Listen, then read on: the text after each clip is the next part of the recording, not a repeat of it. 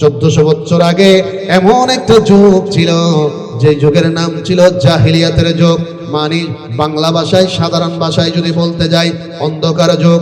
যেই যুগের মধ্যে ছেলে কখনো নিজের মাকে মা বলে ডাকেনি। কথা বলেন ঠিক কিনা? যেই যুগের মধ্যে মায়ের কোনো দাম ছিল না, বউয়ের কোনো দাম ছিল না, নারী হলে তারা জীবন্ত দাফন করে দিত। এই সভ্যতা ছিল এমন। আল্লাহর নবীজি দুনিয়ায় আসার আগে আগে এমন ছিল। আমার নবী যখন দুনিয়ার জমিনে আসলেন, যে সন্তানরা কোনোদিন মাকে মা বলে ডাকে নাই, আমার দয়াল নবীজি ওই মায়ের কদমের নিচে সন্তানের জন্য জান্নাতের ঘোষণা দিছে। আরেকটু বড় করে বলেন না সুবহানাল্লাহ। আমার বাবারা যে সময়ে সভ্যতা এমন অলস ছিল, অন্ধকার ছিল, মানুষ কখনো নিজের যদি মেয়ে হতো নিজেকে অন্যরকম মনে করত, নিজেকে বড় অপরাধী মনে করে তারা নিজেকে মেয়েকে দাফন করে দিত। মেয়েদের কোনো দাম ছিল না, মর্যাদা ছিল না। সেজন্য আমি এক কথা প্রায় জায়গার মধ্যে আমার মা বোনদের জন্য বলি, আমরা পুরুষরা যদি নবীর প্রেমে 100% পাগল হই, ওই মা বোনরা নবীর প্রেমে 200% পাগল হওয়ার দরকার। বলেন না সুবহান। আল্লাহর নবী একদিন সাহাবায়ে কেরামদেরকে নিয়ে দাঁড়িয়ে কথা বলছিলেন। মদিনার রাসূল মসজিদে নববীর বাইরে দাঁড়িয়ে আছেন। হঠাৎ করে আমার রাসূল ডাক দিয়ে বললেন, মান ক্বালা লা ইলাহা ইল্লাল্লাহ, যে ব্যক্তি মন থেকে আল্লাহর উপর বিশ্বাস করে লা ইলাহা ইল্লাল্লাহ বলে ডাক দিবে, ফাদাখালাল জান্নাতা, নিঃসন্দেহে সেই ব্যক্তি জান্নাতে যাবে, তার সমস্ত গুনাহগুলো আল্লাহ মাফ করে দিবে। একটু বড় করে বলেন না রে বাবা সুবহানাল্লাহ। আল্লাহর নবীজি এই কথাটা 2 বার বললেন, হাদিসটা 2 বার বললেন। হাদিস যখন শেষ হয়ে গেল বলা, আমার নবীজি খেয়াল করে দেখলেন একদিক থেকে কারো যেন কান্নার হু হু শব্দের আওয়াজ আসতেছে, কে যেন কান্নাকাটি করতেছে। আমার নবী শুনলেন, আমার নবী কথা বন্ধ করলেন, ডানে বাঁয়ে তাকালেন, কাউকে দেখা যায় না। নবীজি সামনের দিকে তাকালেন, একজন ইহুদির দিকে আমার রাসূল নজর দিয়ে দেখলেন একজন ইহুদি, কোনো মুসলমান নয়, একজন ইহুদি ওই খেজুর গাছের সঙ্গে হেলান দিয়ে আল্লাহর নবীর দিকে দেখে দেখে চোখের পানি ছেড়ে কাঁদতেছে। আমার নবী দেখলেন এটা কে? সাহাবী বললেন, ইয়া রাসূলুল্লাহ তাহিয়াতুল কালবি। আমার নবীজি ওই ইহুদিকে কাছে ডাকলেন। ইহুদিটা যখন নবীজির কাছে আসলেন, আমার রাসূলকে ডাক দিয়ে বললেন, ওগো মুসলমানদের নবী, একটু আগে আপনি যে কথাটা বলেছেন, কথাটা সত্য নাকি মিথ্যা? আল্লাহ রাসূল বললেন, দাহিয়াতুল কালবি, আমি রাসূল কখনো মিথ্যা কথা বলি না। আরেকটু বড় করে সুবহানাল্লাহ। আমার বাবার, আমার নবী ইসলাম দিয়ে সভ্যতাকে কেমন পরিবর্তন করেছেন দেখেন। আল্লাহ রাসূল সাল্লাল্লাহু আলাইহি ওয়াসাল্লাম আমার নবীজি বললেন, অবশ্যই সত্য কথা রাসূল বলেছি, যে ব্যক্তি একবার মন থেকে লা ইলাহা ইল্লাল্লাহ বলবে তার গুনাহ মাফ হয়ে যাবে। এবারে দাহিয়াতুল কালবি ডাক দিয়ে বললেন, ওগো মুসলমানদের নবী, আমার গুনাহটা যদি পাহাড়ের মতো বড় হয়, আমার নবী বললেন সেটা ক্ষমা হয়ে যাবে। হুজুর, আমার গুনাহটা যদি আসমানের চাইতে বড় হয়, আমার নবী বললেন গুনাহটা যদিও আসমানের চাইতে বড়, আমার আল্লাহ পাকের রহমত ওই আসমানের চাইতেও আরো বড়। সুবহান।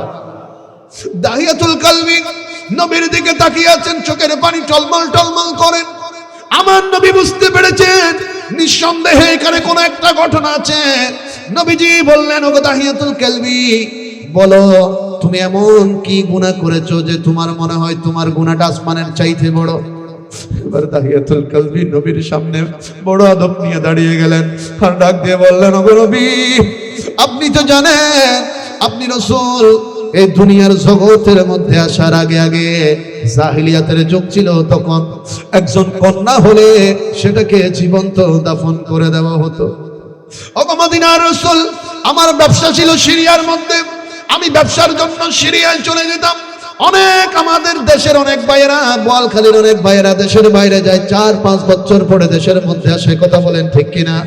ওই দাহিয়াতুল কালবি বললেন, ইয়া রাসূলুল্লাহ, আমার ব্যবসাটা ছিল সিরিয়ার মধ্যে, আমি একবার গেলে 3-4 বছরের কমে আসতাম না। ওগো মদিনার রাসূল, একদিন আমি সিরিয়ায় যাচ্ছিলাম ব্যবসার জন্য। তখন আমার বিবির পেটের মধ্যে আমার একটা বাচ্চা ছিল, যেটার বয়স ছিল 7 মাস। আর 2 কিংবা 3 মাস পরে বাচ্চাটা দুনিয়ায় আসবে। তখন আমি চলে যাচ্ছিলাম সিরিয়ায়। আমি ঘরের মধ্যে রুমের ভেতরে আমার বিবির হাতটা ধরে বললাম, বিবিরে, যদি কোনো মেয়ে সন্তান হয় অবশ্যই অবশ্যই জাহিলিয়াতের যুগের নিয়ম অনুযায়ী তুমি দাফন করে দিবে, মেয়েকে জীবিত রাখিও না। আর যদি ছেলে সন্তান হয় তাহলে তুমি দুনিয়ার মধ্যে আমার জন্য রেখে দিবে। বলেন না সুবহানাল্লাহ। দাহিয়াতুল কালবি রাসূলকে বলতে লাগলেন, ওগো রাসূল, এইভাবে আমি চলে গেলাম আমার বিবিকে কথাটা বলে। মাঝখানে 4-5 বছর চলে গেল। দীর্ঘদিন পরে আমি যখন ফিরে আসলাম, আমার ঘরের উঠান দিয়ে যাচ্ছিলাম, ঘরের ভেতরে হুজুর ঘরে ঢুকতে ঢুকতে নজর দিয়ে দেখলাম অবিকল দেখতে আমার চেহারার মতো একটা ছোট মেয়ে বাচ্চা বাবা বাবা বলে বলে আমার দিকে দৌড়ে দৌড়ে আসতেছে। ও ইয়া রাসূলুল্লাহ, আমি ওই বাচ্চাটার দিকে তাকালাম, বিবিকে প্রশ্ন করলাম, বিবি, এই বাচ্চাটা কার বাচ্চা? বিবি বললেন, স্বামী, চেহারা দেখলে তো বোঝা যায় এটা কার বাচ্চা। ও প্রাণের স্বামী, এটা আপনারই বাচ্চা। স্বামী বললেন, বিবি রে, তোমাকে তো হুকুম দিয়ে গিয়েছিলাম যদি মেয়ে হয় দাফন করে দিতে, তুমি রেখে দিলে কেন? এবারে ওই বিবি বললেন, স্বামী গো, আপনি দেশের বাইরে ছিলেন, আমার থেকে দীর্ঘদিন দূরে ছিলেন, আপনার মেয়েটা আল্লাহ এমন সুন্দর করে দুনিয়ায় দিয়েছে, দেখলে আমার থেকে আপনি স্বামীর কথাগুলো বেশি মনে পড়তো, তাই আমি আমার সাহস করে বাচ্চাকে দাফন করতে পারিনি। আমার বাচ্চারা তো চমৎকার চেহারার, সুন্দর চেহারার কারণে আমি নাম দিয়েছি জামিলা। আরেকটু বড় করে বলেন না সুবহানাল্লাহ, বলেন ইয়া রাসূলুল্লাহ। দাহিয়াতুল কালবি নবীকে বললেন, ইয়া রাসূলুল্লাহ, কথা আসলে সত্য, আমার বাচ্চাটা এত সুন্দর চেহারা, আমিও দেখে আমার ছোট্ট মেয়ের চেহারাটা দেখে আমিও বড় মহব্বতের মধ্যে পড়ে গেলাম। এবার আমি চিন্তা করলাম কিভাবে আমার মেয়েটাকে আমি রাখতে পারি। আমি আমার মেয়েকে গোপন করে ফেললাম, ঘরের থেকে বাইরে নিয়ে যাই না, যাতে কেউ জানতে না পারে আমার ঘরের মধ্যে কোনো মেয়ে আছে। ইয়া রাসূলুল্লাহ, হঠাৎ একদিন কাফেররা একটা মিটিং করে আমাকে ডাক দিয়েছে। আমি দাহিয়াতুল কালবি ওই মিটিং এর মধ্যে গেলাম। আমার ওই কাফেরদের মিটিং এর মধ্যে কাফেররা আমাকে চোখ লাল করে শাসিয়ে দিয়ে বলতে লাগলো, ওগো দাহিয়াতুল কালবি, তোমার ঘরের মধ্যে যে একটা মেয়ে বাচ্চা আছে যেটার বয়স প্রায় 5 বছরের কাছাকাছি, দাহিয়াতুল কালবি, এটা তো আমাদের সমাজের নিয়ম হতে পারে না। আজকের ভেতরে ওই মেয়েকে তুমি দাফন করে দিবে, আর যদি না পারো আমরা সবাই মিলে তোমাকে দাফন করে দিব। এই কথাগুলো আজকে যারা এখানে মেয়ের বাবারা বসেছেন তার থেকে ভালো কেউ বুঝবে না। আমরা ছেলে যারা আছি আমরা বাবার থেকে একটু দূরে দূরে থাকি, বাবাকে ভয় পাই, কারণ বাবা বেশি বেশি ডাক দেয়, সন্তানের ভালোর জন্য ডাক দেয়। কিন্তু মেয়েরা বাবার সঙ্গে মেয়েদের সম্পর্কটা কম হয় না, বেশি হয়? কথা বলেন না রে বাবা। এই যে শীতকালে এসেছে, অনেক বাবাদেরকে প্রশ্ন করেন যার ঘরের মধ্যে 3-4 বছরের মেয়ে আছে, দেখবেন ওই মেয়েটা নিজের হাতের মধ্যে তেল নিয়ে কিংবা লোশন নিয়ে মা বাবার পায়ের মধ্যে মালিশ করে দেয়। কথা বলেন ঠিক কি? মেয়েরা বড় যত্নশীল হয়। আল্লাহর নবী বলেন, যার ঘরের মধ্যে মেয়ে আছে সে ওই জান্নাতের মধ্যে 2 আঙ্গুল যেভাবে কাছে আছে আমি রাসূল পাকের ওরকম কাছাকাছি থাকবে। মেয়েদেরকে যে সুন্দর করে লালন পালন করে বিয়ে শাদী দিতে পারবে, আমি রাসূল তার জান্নাতের জন্য জিম্মাদারি নিয়ে নিয়েছি। সুবহান। দাহিয়াতুল কালবি বলেন, ওগো রাসূল, আমি তো একজন মানুষ, নিজের জানের ভয় আমার ভেতরে চলে এসেছে। আমি ঘরের মধ্যে আসলাম, আমার বিবিকে বললাম, বিবি রে, আমার ছোট্ট জামিলাকে একটু তুমি সাজগুজ করাইয়া দাও, আমি আমার মেয়েকে নিয়ে একটু বেড়াতে যাব। মায়ের মন তো, ও আমার যুবক ভাইরা, দুনিয়ার কেউ কারো মনের খবর জানো কার না জানো, সন্তানের যদি কোনো বিপদ আসে ওই মা জননীর অন্তরের ভেতরে খবর হয়ে যায়। কথা বলেন ঠিক কিনা? জামিলা ছোট্ট 5 বছরের মেয়েকে মা জননী চুল আশ্রয় দেয়, মার চোখ বেয়ে বেয়ে টপ টপ করে পানি জমিনে পড়ে।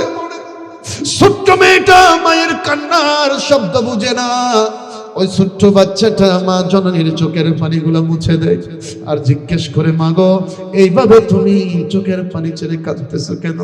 আজকে কত খুশির দিন, আমি আমার বাবার সঙ্গে বেড়াতে যাব। মা ডাক দিয়ে বলে, আমার জামিলা, আমার কলেজার টুকরা সন্তান, তোমার মনে হচ্ছে তুমি বেড়াতে যাবে, আর আমি আমার মায়ের মন বলে আর জীবনে কোনোদিন দেখা হবে না। মায়ের মন বলে আর কোনোদিন সাক্ষাৎ হবে না। ও আমার জামিলা, মন ভরে একটু মা মা বলে ডাক দে, আমি মায়ের মনটা একটু শান্ত করে দে, আর কোনোদিন তোর জবানে মায়ের ডাক শুনবো না। জামিলাকে সাজগোজ করিয়ে দেওয়া হলো। একটা কবুতরকে, মুরগিকে জবাই করে দিলে ওই মুরগিটা যেমন ছটফট করতে থাকে, ওই মা জননী ঘরের ভেতরে নিজের সন্তানের জন্য ওইভাবে ছটফট করতেছে। জামিলা রওনা করলেন বাবার সঙ্গে, হাত ধরে রাখছেন। যেতে যেতে এমন একটা জায়গার মধ্যে চলে গেলেন, সর্বদিকে মরুভূমি, ডানে তাকালে মরুভূমি, বাঁয়ে তাকালে মরুভূমি, সামনে তাকালে মরুভূমি, পিছনে তাকালে মরুভূমি, সর্বদিকে মরুভূমি। একটা জায়গায় গেলেন, বাবা এবার মেয়ের হাতটা একটু ছেড়ে দিলেন, হাত দিয়ে বালির ভেতরে একটা গর্ত করা শুরু করলেন। মেয়ে দেখলেন বাবা একটা গর্ত করতেছে। মেয়ে ডাক দিয়ে বললেন, বাবা বলেছিলেন বেড়াতে নিয়ে যাবেন, তাহলে বেড়ানোর জায়গা কোথায়? মরুভূমির মধ্যে কেন গর্ত করছেন? ওই দাহিয়াতুল কালবি বললেন, ইয়া রাসূলুল্লাহ, আমি আমার জুবান দিয়ে মেয়েকে কোনো উত্তর দিতে পারিনি। আমার মেয়ে যখন দেখছে বাবা কষ্ট করে গর্ত করে, মনে করেছে কোনো দরকারি জন্য করে, ওই ছোট্ট মেয়েটা নিজে আমার সঙ্গে গর্ত করা শুরু করেছে। ইয়া রাসূলুল্লাহ, আমার মেয়েটা আমার সঙ্গে গর্ত করে, এবার যখন গর্ত করা শেষ হয়ে গেল, ও মদিনার নবী, আমি আমার পকেটের ভেতর থেকে লম্বা রশি বের করলাম, আমি রশি নিয়ে আমার মেয়ের দুইটা হাত বেঁধে ফেললাম। হুজুর, আরেকটা রশি দিয়ে আমি দুইটা পা বেঁধে ফেললাম। আমার ছোট্ট 5 বছরের মেয়েটা বাবাকে চিৎকার মেরে মেরে বললেন, ওগো বাবা, বলেছিলেন বেড়াতে যাব, আর আপনি আমার কদম এবং পাগুলা হাতগুলা কেন বেঁধে ফেললেন? হুজুর, আমার কোনো বলার মতো জবাব ছিল না। আমার বাচ্চাটাকে কোলের মধ্যে নিয়ে আমি গর্তের মধ্যে ফেলে দিলাম। ইয়া রাসূলুল্লাহ, গর্তের ভেতর থেকে আমার ছোট্ট মেয়েটা ডাক দিয়ে দিয়ে বলতে লাগলো, বাবা, অন্তত আমার শুধু হাতগুলোকে একটু খুলে দেন। এই গর্ত করার সময় আপনার দাড়ির মধ্যে যে বালিগুলো লেগেছে বাতাসে উড়ে দাঁড়িয়ে এসেছে। বাবা, আমার হাতগুলো একটু খুলে দেন, আমি আমার হাত দিয়ে আপনার দাড়িগুলো একটু পরিষ্কার করে দিব। ইয়া রাসূলুল্লাহ, আমার কোনো মায়া হয় নাই, দয়া হয় নাই। হুজুর, আমার কোনো মায়া হয় নাই, দয়া হয় নাই। আমি একটা বড় পাথর নিলাম, পাথর নিয়ে আমি আমার ছোট্ট জামিলা, আমার কলিজার টুকরা মেয়েটার কলিজার মধ্যে, বুকের মধ্যে ছুঁড়ে মারলাম। বড় বিরাট পাথরটা যখন আমার মেয়ের কলিজার মধ্যে গিয়ে পড়েছে, ইয়া রাসূলুল্লাহ, আমার ছোট্ট মেয়েটার মুখের আওয়াজ বন্ধ হয়ে গেছে। ইয়া রাসূলুল্লাহ, আর কোনো শব্দ বের হয় না, আর কোনো আওয়াজ বের হয় না। আল্লাহর নবী বললেন, ওগো দাহিয়াতুল কালবি, ওগো দাহিয়াতুল কালবি, এত বড় পাপ কেমনে করলি? দাহিয়াতুল কালবি বললেন, ইয়া রাসূলুল্লাহ, এবার বলেন না, এত বড় পাপ যে আমি করেছি, আমার এই পাপটা আমি যদি একবার মন থেকে কলমা পড়ে দিই, গুনাহগুলো মাফ হবে কিনা? আমার রাসূল ডাক দিয়ে বললেন, দাহিয়াতুল কালবি রে, এমন একটা পাপ করলি যে কথাগুলো শুনে আল্লাহর নবীজি এত বেশি কেঁদেছিলেন। ওই হাদিসে মুবারাকার মধ্যে এসেছে, নবীর বুক মুবারক পর্যন্ত ভিজে গেছে। আমার নবী এত বেশি কেঁদেছেন। আল্লাহর নবী দাহিয়াতুল কালবি প্রশ্ন করলেন, ওগো রাসূল, এত বেশি আপনি কান্না করেছেন? আমার নবী বললেন, দাহিয়াতুল কালবি রে, এমন একটা অপরাধ তুই করেছিস, তোর মেয়ের কথা শুনতে শুনতে আমি রাসূলের থেকে আমার ফাতিমার কথা বেশি বেশি মনে পড়তেছে। হৃদয়ের জানালাটা খুলে দাও না, হৃদয়ের খুলে দাও না প্রভুর প্রেমে মন দাও না প্রভুর। সবাই মিলে একবার একসাথে মহব্বতে হৃদয়ের খুলে দাও না প্রভুর প্রেমে মন দাও না প্রভুর প্রেমে মন। মাশাআল্লাহ, বড় করে একবার বলেন মারহাবা, জবানটা খুলে বলেন মারহাবা। আমার বাবারা, এখন যদি আমি প্রশ্ন করি কোন একজন মুরব্বী বাবা কিংবা যুবক ভাইকে এই লাইট কে লাগিয়েছে, আমার বাবাটা উত্তর দিবে হুজুর মানুষে লাগিয়েছে। প্যান্ডেল কে করেছে, বলবে মানুষে করেছে। আলোচনা কে করছে, বলে মানুষে করছে। আলোচনা কারা শুনছে, বলে মানুষে শুনছে। স্পিকার কে এনেছে, বলে তাও মানুষ এনেছে। ভিডিও কে করছে, বলে তাও মানুষে করছে। আমার যুবক বাবারা ভাইরা, এই যে আমরা দুনিয়ার চোখে দেখছি সবকিছু মানুষে করেছে, সবকিছু মানুষে সাজিয়েছে, এটা দুনিয়ার চোখের দেখা। আশেক বলে महबूब की महफिल को महबूब सजाते हैं, आते हैं वही जिनको सरकार बुलाते हैं। দুনিয়ার চোখে দেখছি সব মানুষে করেছে, আসলে মানুষে করে নাই। সোনার মদিনার থেকে আমার নবী যেইভাবে চেয়েছেন, অত্র মধ্যম সাতপুরার আশেকরা মুরব্বিদের দোয়া নিয়ে ওইভাবে সাজিয়ে দিয়েছে। শুধু তাই নয়, যারা এসে বসে গিয়েছে তাদেরকে ঘরের ভেতর থেকে ডেকে ডেকে আমার দয়াল নবী নিয়ে এসেছেন। বড় করে বলেন সুবহান।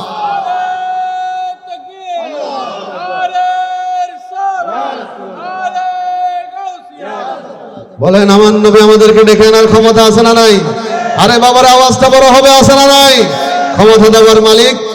আওয়াজটা ছোট হয়ে গেছে, বড় করে বলেন, আর একটু বড় করে। আমার যুবক ভাইরা, আমরা যদি আল্লাহ বলে জোরে ডাক দিতে যাই, যদি 2-4 জন যুবক আজকে মরে যায় এই মজলিসে, বলেন তো আপনি যুবকরা বলেন, আমরা কি জাহান্নামী হব না জান্নাতি হব? আল্লাহর নাম নিতে গিয়ে মরে গেলে জাহান্নামী না জান্নাতি? যুবক ভাই, তাহলে সবাই মিলে জবানটা খুলে একবার মুহাব্বতের আওয়াজ দিয়ে বলি আল্লাহ। আর একটু বড় করে আল্লাহ। এবার বলেন আল্লাহু আকবার। বলেন ইয়া রাসূলুল্লাহ। এই নাম মুবারকের ভেতর রহমত আছে না নাই? বলেন বরকত আছে না নাই? নিয়ামত আছে না নাই? হাকিকত আছে না নাই? আল্লাহ সবগুলো আমাদেরকে দান করুক, আমিন বলেন। আমার বাবারা ভাইরা, গভীর মনোযোগ। আল্লাহ পাক রব্বুল আলামিন কোরআনুল কারীম ফুরকানুল হামিদের মধ্যে আমরা মানব জাতিকে সৃষ্টির উদ্দেশ্য সম্পর্কে জানিয়ে দিচ্ছেন। আসুন জবানটা খুলে আমরা একটু কোরআনুল কারীম তেলাওয়াতের চেষ্টা করি। কারণ আল্লাহর নবীজি হাদিসে মুবারাকের মধ্যে ঘোষণা দিয়ে বলেছেন, কিয়ামত পর্যন্ত আমি রাসূল পাকের যারা উম্মত আসবে, নারী কিংবা পুরুষ যে হোক না কেন, যারা মুহাব্বত নিয়ে কোরআন তেলাওয়াত করবে, কাল হাসরের ময়দানে ওই কোরআনুল কারীম গুনাহগার মানুষটাকে সুপারিশ করে করে আল্লাহ পাকের রহমতের জান্নাতে নিয়ে যাবে। সুবহান। একটু বড় করে সুবহানাল্লাহ বলেন না। কোরআনের ক্ষমতা আছে না নাই? আওয়াজ আরো বড় হবে যুবক ভাই। কোরআনের ক্ষমতা আছে না নাই? বলেন কোরআনের পাওয়ার আছে না নাই? কোরআনের মালিক কে? আরো বড় হবে মালিক কে? আমার বাবারা মায়েরা, আসুন জবান খুলে পড়ি। আউযু বিল্লাহি মিনাশ শাইতানির বিসমিল্লাহির রাহমানির ওয়া মা খালাকতুল জিন্না ওয়াল ইনসা ইল্লা লিয়াবুদুন। বলেন না সুবহানাল্লাহ। আল্লাহ পাক রব্বুল আলামিন বলছেন, আমার বান্দারা, মা এবং বাবার মাধ্যমে বড় চমৎকার সুন্দর একটা শরীর দিয়ে, চোখ দিয়ে, কান দিয়ে, জবান দিয়ে, নাক দিয়ে আমি আল্লাহ তোমাকে মানব বানিয়ে দুনিয়ার জমিনে পাঠিয়ে দিয়েছি। ও আমার বান্দারা, তুমি পুরুষ জাতি হও আর নারী জাতি হও আর কিংবা জিন জাতি হও না কেন, আমি আল্লাহ পাক তোমাকে সৃষ্টি করেছি ওই দুনিয়ার জগতে গিয়ে তুমি বান্দা একমাত্র আমি আল্লাহ পাকের ইবাদত করবে। সুবহান। আর একটু বড় করে সুবহানাল্লাহ বলেন। তাহলে ইবাদত হবে কার? আর একটু বড় করে হার। জিকির হবে কার? গুণগান হবে কার? প্রশংসা হবে কার? হাসবি রাব্বি জাল্লাল মা ফি কলবি গায়রুল্লাহ নূরে মুহাম্মদ লা ইলাহা সবাই সবাই একসাথে মহব্বতে হাসবি রাব্বি জাল্লাল মা ফি কলবি গায়রুল্লাহ নূরে মুহাম্মদ লা ইলাহা লা ইলাহা ইল্লাল্লাহ মুহাম্মাদুর রাসূলুল্লাহ সকলে বলুন সাল্লাল্লাহু আলাইহি সালাতুন ইয়া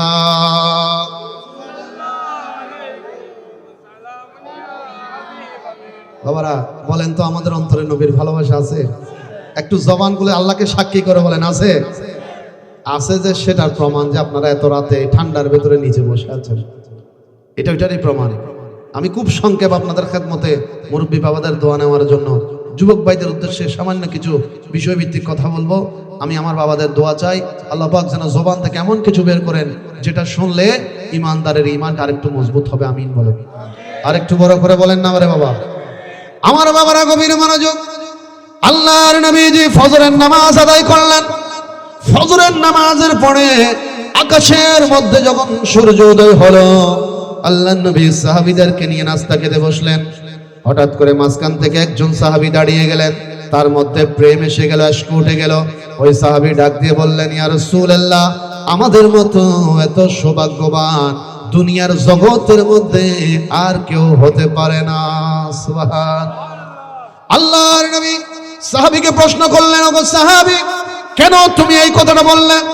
ওই সাহাবী বললেন, ইয়া রাসূলুল্লাহ, আমরা এত সৌভাগ্যবান, আমরা আপনি রাসূলের পিছনে নামাজ পড়ার সুযোগ পেয়েছি, আপনার সঙ্গে নাস্তা খেতে বসেছি, আপনার সঙ্গে যুদ্ধে যাওয়ার সুযোগ পাই, আপনার সঙ্গে কথা বলার সুযোগ পাই, আপনি রাসূলকে চেহারা মোবারক দেখার সুযোগ হয়ে যায়। ইয়া রাসূলুল্লাহ, তাই আমরা মনে করি আমাদের চাইতে সৌভাগ্যবান আর কেউ নাই। আল্লাহর নবী বললেন, সাহাবীরে, নবীজির পরে এই দুনিয়ার জগতের মধ্যে অবশ্যই তোমাদের মর্যাদা অনেক বেশি। তবে যদি সৌভাগ্যের কথা বলি তাহলে শোনো শোনো, তোমাদের এই সাহাবায়ে কেরামদের চাইতে সৌভাগ্যবান আমি রাসূলে পাকের কিছু উম্মত আছে। আরেকটু বড় করে বলেন না সুবহানাল্লাহ। এখানে বুঝতে হবে নবী মর্যাদাবান বলেন নাই, সৌভাগ্যবান বলেছেন, খুশনসিব বলেছেন। বড় করে সুবহানাল্লাহ। সাহাবায়ে কেরাম অবাক হয়ে গেলেন, ইয়া রাসূলুল্লাহ, তারা কারা? কোন দেশে থাকে? তারা কোথায় থাকে? তারা দেখতে কেমন? আল্লাহর নবী বললেন, সাহাবীরে, এখনো পর্যন্ত তারা আসেনি। ইয়াতুনা মিন বাদিকুম, তোমরা দুনিয়া থেকে চলে যাওয়ার পরে 1400 বছর পরে আমি রাসূলের ওই আশিকগুলো আসবে। একটু মনোযোগী হবেন যুবক ভাইরা। আজকে যে এতগুলি কষ্ট করে নবীর বাগানটা সাজিয়েছেন, এতগুলি মুরব্বী বাবা শরীরের দিকে না দেখে নবীর বাগানে এসে বসে গিয়েছে, রাতের ঘুম হারাম করে দিয়েছেন। ঘরের চিন্তা করেন নাই, সন্তানদের চিন্তা করেন নাই, নিজের শরীরের চিন্তা করেন নাই, টাকা পয়সার চিন্তা করেন নাই, সবকিছু উজাড় করে যে আজকে এখানে বসে আছেন। সাহাবী বললেন, ইয়া রাসূলুল্লাহ, তারা আপনার সাথে দেখা হবে? নবী বললেন, না না, 1400 বছর পরে আসবে। নবীর সাথে কোত্থেকে দেখা হবে? নবীর সাথে দেখা হবে না। ইয়া রাসূলুল্লাহ, আপনার সাথে নাস্তা খেতে পারবে? বলে তাও পারবে না। আপনার সাথে যুদ্ধে যাবে? বলে তারা তাও পারবে না। তো ইয়া রাসূলুল্লাহ, তারা যদি কিছুই করতে না পারে তো আমাদের চাইতে খুশনসিব সৌভাগ্যবান কেমনে হয়? আমার নবী এবার ডাক দিয়ে বললেন, ও সাহাবীরা, আমি রাসূল আকাশের চাঁদকে 2 ভাগ করে দিয়েছি, তোমরা দেখে দেখে কলমা পড়েছো। আমি ডুবন্ত সূর্য তুলে দিয়েছি, তোমরা দেখে দেখে কলমা পড়েছো। গাছ আমার সামনে এসে সেজদা দিয়েছে, তোমরা দেখে দেখে কলমা পড়েছো। পাথর আমার সামনে আমি রাসূলের কলমা পড়েছে, তোমরা দেখে দেখে কলমা পড়েছো। সাহাবায়ে কেরাম, শোনো শোনো, 1400 বছর পরে আমার কিছু প্রেমিক এমন আসবে যারা কোনোদিন নবীকে দেখবে না, নবীর সাথে কথা হবে না, সাক্ষাৎ হবে না, নাস্তা খাবে না, জিকির করতে পারবে না নবীর সাথে, কিন্তু যখন নবীর বিষয় আসবে নিজের টাকা পয়সা খরচ করে নবীর মিলাদ সাজাবে। শুধু তাই নয়, যদি প্রয়োজন হয় ওই 1400 বছর পরের আশিকগুলা নবীর জন্য নিজের জান কুরবান করে দিবে। সুবহান।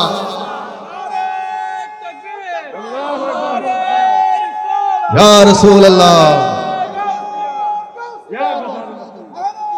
জিন্দাবাদ জিন্দাবাদ। বলেন বলেন, আমাদের অন্তরে রাসূলের ভালোবাসা আছে না নাই? আওয়াজটা আরো বড় হবে যুবক বাবারা, বলেন আছে না নাই? আল্লাহকে সাক্ষী করে ডান হাত তুলে বলেন আছে না নাই? ত্রিভুবনের প্রিয় মুহাম্মদ এলোর দুনি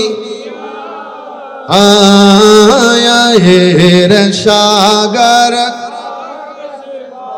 তস দেখবি যদি আয়ের সাগর দেখবি যদি আয়। একবার শুধু একবার মোহাম্মত একসাথে। ত্রিভুবনের এলোর দুনি আয়ের সাগর তস দেখবি যদি আয়ের সাগর। জবান ঠাকুর একবার বলি মারহাবা সালাতুনিয়া।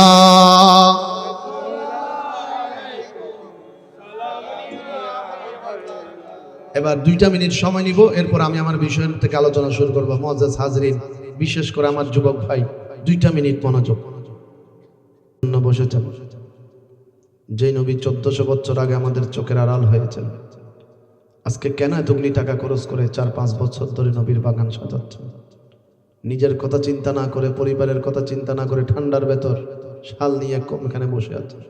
কি করেছেন ওই নবী আপনার জন্য? যুবক ভাই, কি করেছেন ওই রসুল আপনার জন্য?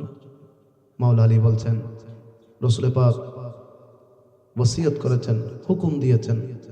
আমার নবী গনিমতের মাল হিসেবে বদরের ময়দানে একটা চাদর পেয়েছেন, কালারটা ছিল মেহেরুন কালার, বেশি ব্যবহার করতেন ওটা, নবীজি বেশি ব্যবহার করতেন। নবী বলেছেন, আমি রসুল দুনিয়ার থেকে যাওয়ার পরে আমি রবিকে শোয়াইয়ে দেওয়ার আগে আমার ওই চাদরটা একটু বিছিয়ে দিবে। মনোযোগটা দিবেন যুবক ভাইরা। এটা কোন চাদর? যে চাদর মা আয়েশা সিদ্দিকা ঘরের কাজ করার সময় মাথায় দিলে পৃথিবীর অন্য প্রান্তে বৃষ্টি হলে মা আয়েশা সিদ্দিকা ঘরে বসে সেটা দেখতে পারতেন। নবীর সাথে লাগার কারণে চাদরটা এত দামি হয়ে গেছে। মাওলা আলী বলছেন, নবীকে শোয়ানো হলো, আমি আলী উঠে যাচ্ছিলাম, হঠাৎ দেখলাম মাজার শরীফের ভেতর একটা রহমতের বাতাস এসেছে। এমন ভাবে বাতাসটা এসেছে, আমার নবীর কাফন মুবারক হঠাৎ করে মুখ মুবারক থেকে সরে পড়েছে। আমি আলী নবীর দিকে দেখলাম আমার নবীর ঠোঁট মুবারক নড়াচড়া করতেছে। আমার নবীর ঠোঁট মুবারক নড়াচড়া করতেছে।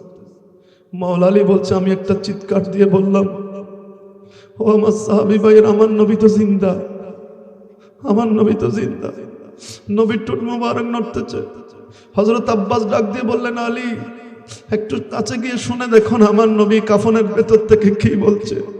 মাওলা আলী বলেন, আমি কাছে গেলাম, আমার ডান কানটাকে আমি দয়াল নবীজির ঠোঁট মুবারকের সাথে লাগিয়ে দিলাম।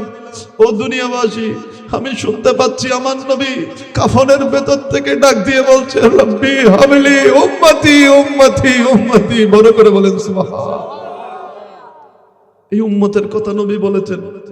এজন্য আজকে এই উম্মত গুলো নবীর জন্য বাগান সাজিয়ে রাতের ঘুম বিসর্জন দিয়ে নবীর জন্য বসে আছে, নবীর প্রেমে বসে আছে। ঘুমের চিন্তা নাই, ঘরের চিন্তা নাই, পরিবারের চিন্তা নাই, খাবার দাবারের চিন্তা নাই, ওই নবীর জন্য বসে আছে। আমাদের রাত যখন গভীর হয় ঘুমটা বাড়ি হয়। রাতের 2টা বাজে কোনো কল আসলে আমরা রিসিভ করি না।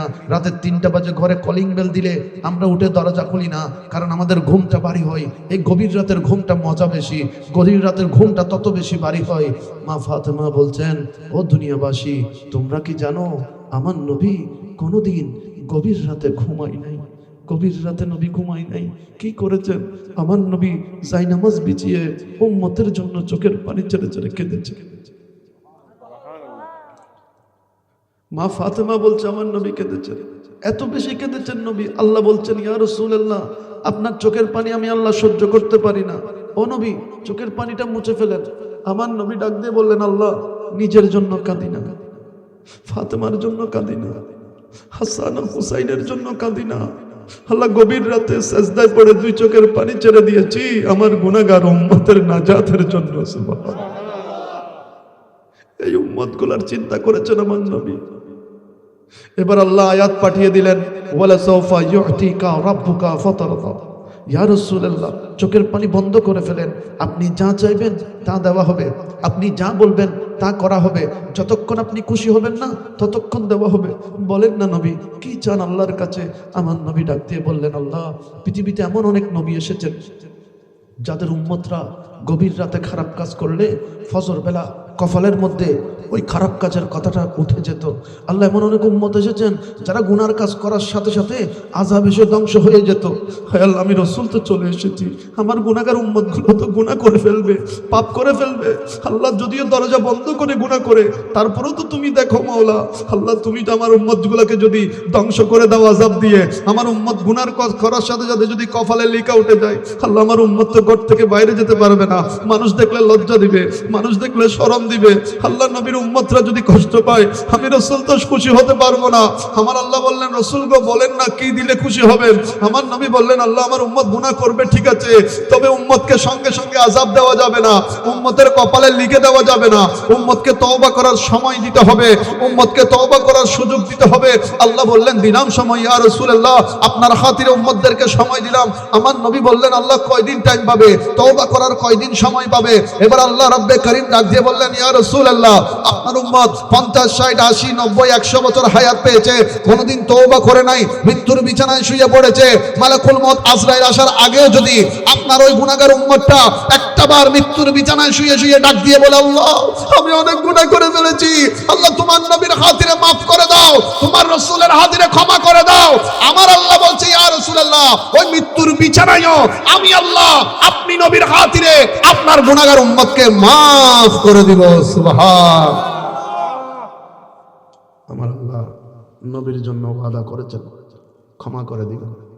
এবার দেখেন, অনেক যুবক ভাই বসেছেন, আমরা যারা এখানে যুবক আছি, আমাদের এক একজনের প্রায় 5 থেকে 10 জন করে বন্ধু আছে।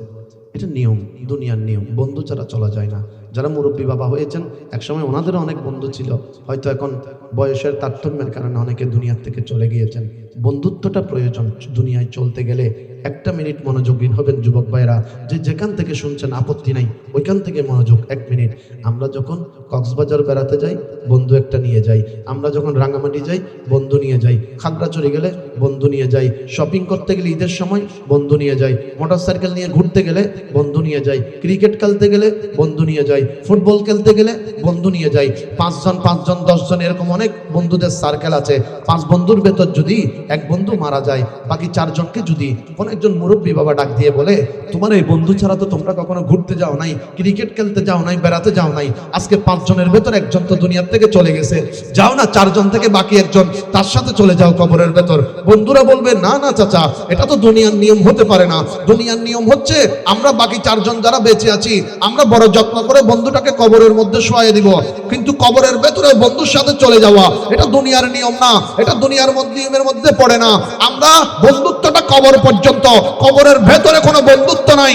আমার যুবক ভাইদেরকে বলছি, ও আমার ভাইরা, আজকের এই মধ্যম শাকপুরার জমিনে যে নূরানী নবীর বাগানটা সেজেছে, দুনিয়ার কোন বন্ধু কবরে যাবে না।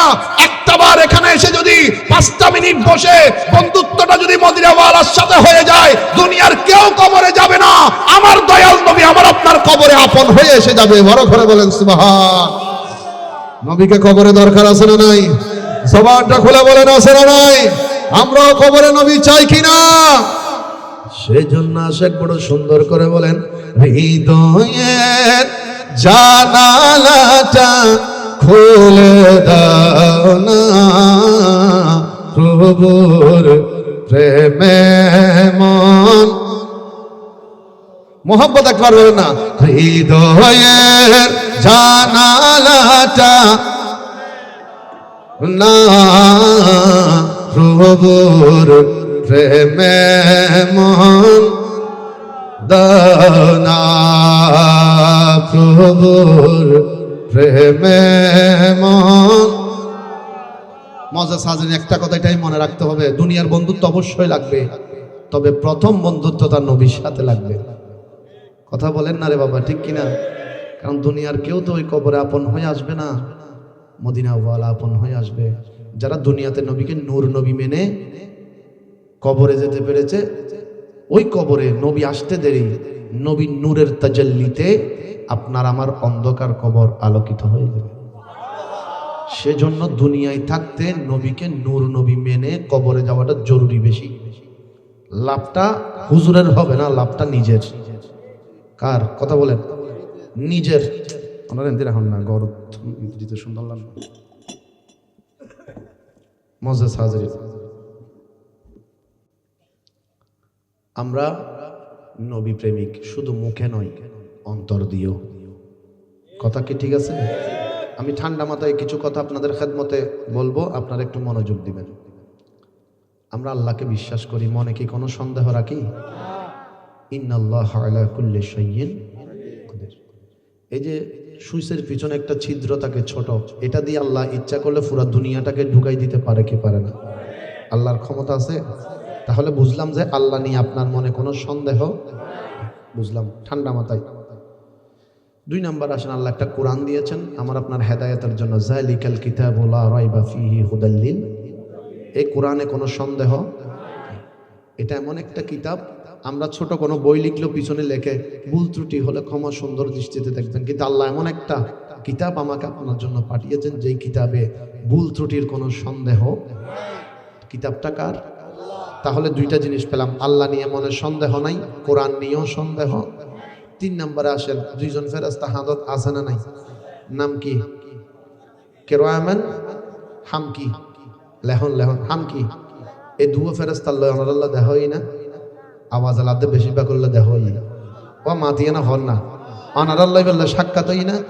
লাইতো 3টা বাজে বিয়ে শাদি হাই এনে শরতুন ইস্তারা গুন্দে শাক ফুরো ফুল তলতুন ক্লাবতুন বিয়া হাই এন্দি যাবে সমত 3টা বাজে অন্ধকার। আতিককে যদি ডানমিকের ফেরেশতা হবে হাত তার দি হয় ওড়ো কেন আছস? অবস্থা কেন কি হবো? দৌড় মারিয়ে না ফরিব তো ডুবুক দিব না দিব, হবো তো বুতে ফেললি হন মাতের হনে অবাজি বুজন হতাগান। 2 ফেরেশতা হাতত আছে, হন ওজন আছে না, হতাবাত্রা আছে না, হানাফিনা আছে না, যোগাযোগ আছে না। তারপরে অনেক বিশ্বাস করুন যে 2 আছে, হতা হন ঠিক না বেঠিক? কিয়া ফেরেশতা গুন হাত বড় করে হন ফেরেশতা হাত। তাহলে অবাজি অনর বিশ্বাস হলদি আল্লাহর দেওয়া ফেরেশতা এখন ওজন ছাড়া আর হাতত বই যাইতে পারে। আল্লাহর দেওয়া কোরআন লই মনত সন্দেহ নাই, আল্লাহর রহমতের ফেরেশতা লই মনত সন্দেহ নাই, আল্লাহর লই মনত সন্দেহ নাই। তাই নবীও তো আল্লাহর নবী, নবীও তো আল্লাহর রাসূল, নবীর আল্লাহ স্বয়ং সম্পূর্ণ করি দুনিয়ার জমিনে পাঠাই দে। এতলাই হন যাইতো না নবী মরে গিয়ে শেষ গিয়ে ন জানে ন দেহে ন পারে হন যাইতো না। আলা হযরত ইমাম ইসকে মহব্বতে হতে সত্যিকার অর্থে যদি নবীর প্রেমিক, নবীর ফল, নবীর আশিক, তোমার মুখদি হইবে দে তু জিন্দা হে আল্লাহ, তু জিন্দা হে আল্লাহ, মেরে চশমে আলম সে চুপ জানে ওয়ালে বলা করে সুবহান। এবার সুবহান খুলিয়ার মধ্যম শাকপুরের বাজিয়া কলবায়ে কুলহানাত নবী মাওলানা জিন্দা। ওনার বিশ্বাস লয় হন মাওলানা জিন্দা, নবীকে জিন্দা রাখার মালিক। মারহাবা মারহাবা জিন্দা নবী, মারহাবা মারহাবা মারহাবা দয়াল নবী, হা হা মারহাবা মারহাবা জিন্দা নবী, মারহাবা মারহাবা মারহাবা মারহাবা নূরের নবী। বড় সূর্যের তাপ পড়িবে হাসরের দিনে, আপনি বিনে আমাদেরকে ছায়া দেবেন কে? ঠিক না? উম্মতেরি কান্ডারি, উম্মতেরি কান্ডারি নবী মুস্তাফা, মারহাবা মারহাবা দয়াল নবী, হা হা মারহাবা মারহাবা নূর নবীজি, হা হা মারহাবা মারহাবা দয়াল নবী, হা হা নূরের নবী। জবান খুলে একবার বলি মারহাবা সালাতুনিয়া। পড়ে এসেছি আমরা, ইতিহাসের কিতাব দেখলে দেখতে পাই 1400 বছর আগে এমন একটা যুগ ছিল যে যুগের নাম ছিল জাহিলিয়াতের যুগ। মানে বাংলা ভাষায় সাধারণ ভাষায় যদি বলতে যাই অন্ধকার যুগ, যেই যুগের মধ্যে ছেলে কখনো নিজের মাকে মা বলে ডাকেনি। কথা বলেন ঠিক কিনা? যেই যুগের মধ্যে মায়ের কোনো দাম ছিল না, বউয়ের কোনো দাম ছিল না, নারী হলে তারা জীবন্ত দাফন করে দিত। এই সভ্যতা ছিল এমন। আল্লাহর নবীজি দুনিয়ায় আসার আগে আগে এমন ছিল। আমার নবী যখন দুনিয়ার জমিনে আসলেন, যে সন্তানরা কোনোদিন মাকে মা বলে ডাকে নাই, আমার দয়াল নবীজি ওই মায়ের কদমের নিচে সন্তানের জন্য জান্নাতের ঘোষণা দিছে। আরেকটু বড় করে বলেন না সুবহানাল্লাহ। আমার বাবারা যে সময়ে সভ্যতা এমন অলস ছিল, অন্ধকার ছিল, মানুষ কখনো নিজের যদি মেয়ে হতো নিজেকে অন্যরকম মনে করত, নিজেকে বড় অপরাধী মনে করে তারা নিজেকে মেয়েকে দাফন করে দিত। মেয়েদের কোনো দাম ছিল না, মর্যাদা ছিল না। সেজন্য আমি এক কথা প্রায় জায়গার মধ্যে আমার মা বোনদের জন্য বলি, আমরা পুরুষরা যদি নবীর প্রেমে 100% পাগল হই, ওই মা বোনরা নবীর প্রেমে 200% পাগল হওয়ার দরকার। বলেন না সুবহান। আল্লাহর নবী একদিন সাহাবায়ে কেরামদেরকে নিয়ে দাঁড়িয়ে কথা বলছিলেন। মদিনার রাসূল মসজিদে নববীর বাইরে দাঁড়িয়ে আছেন।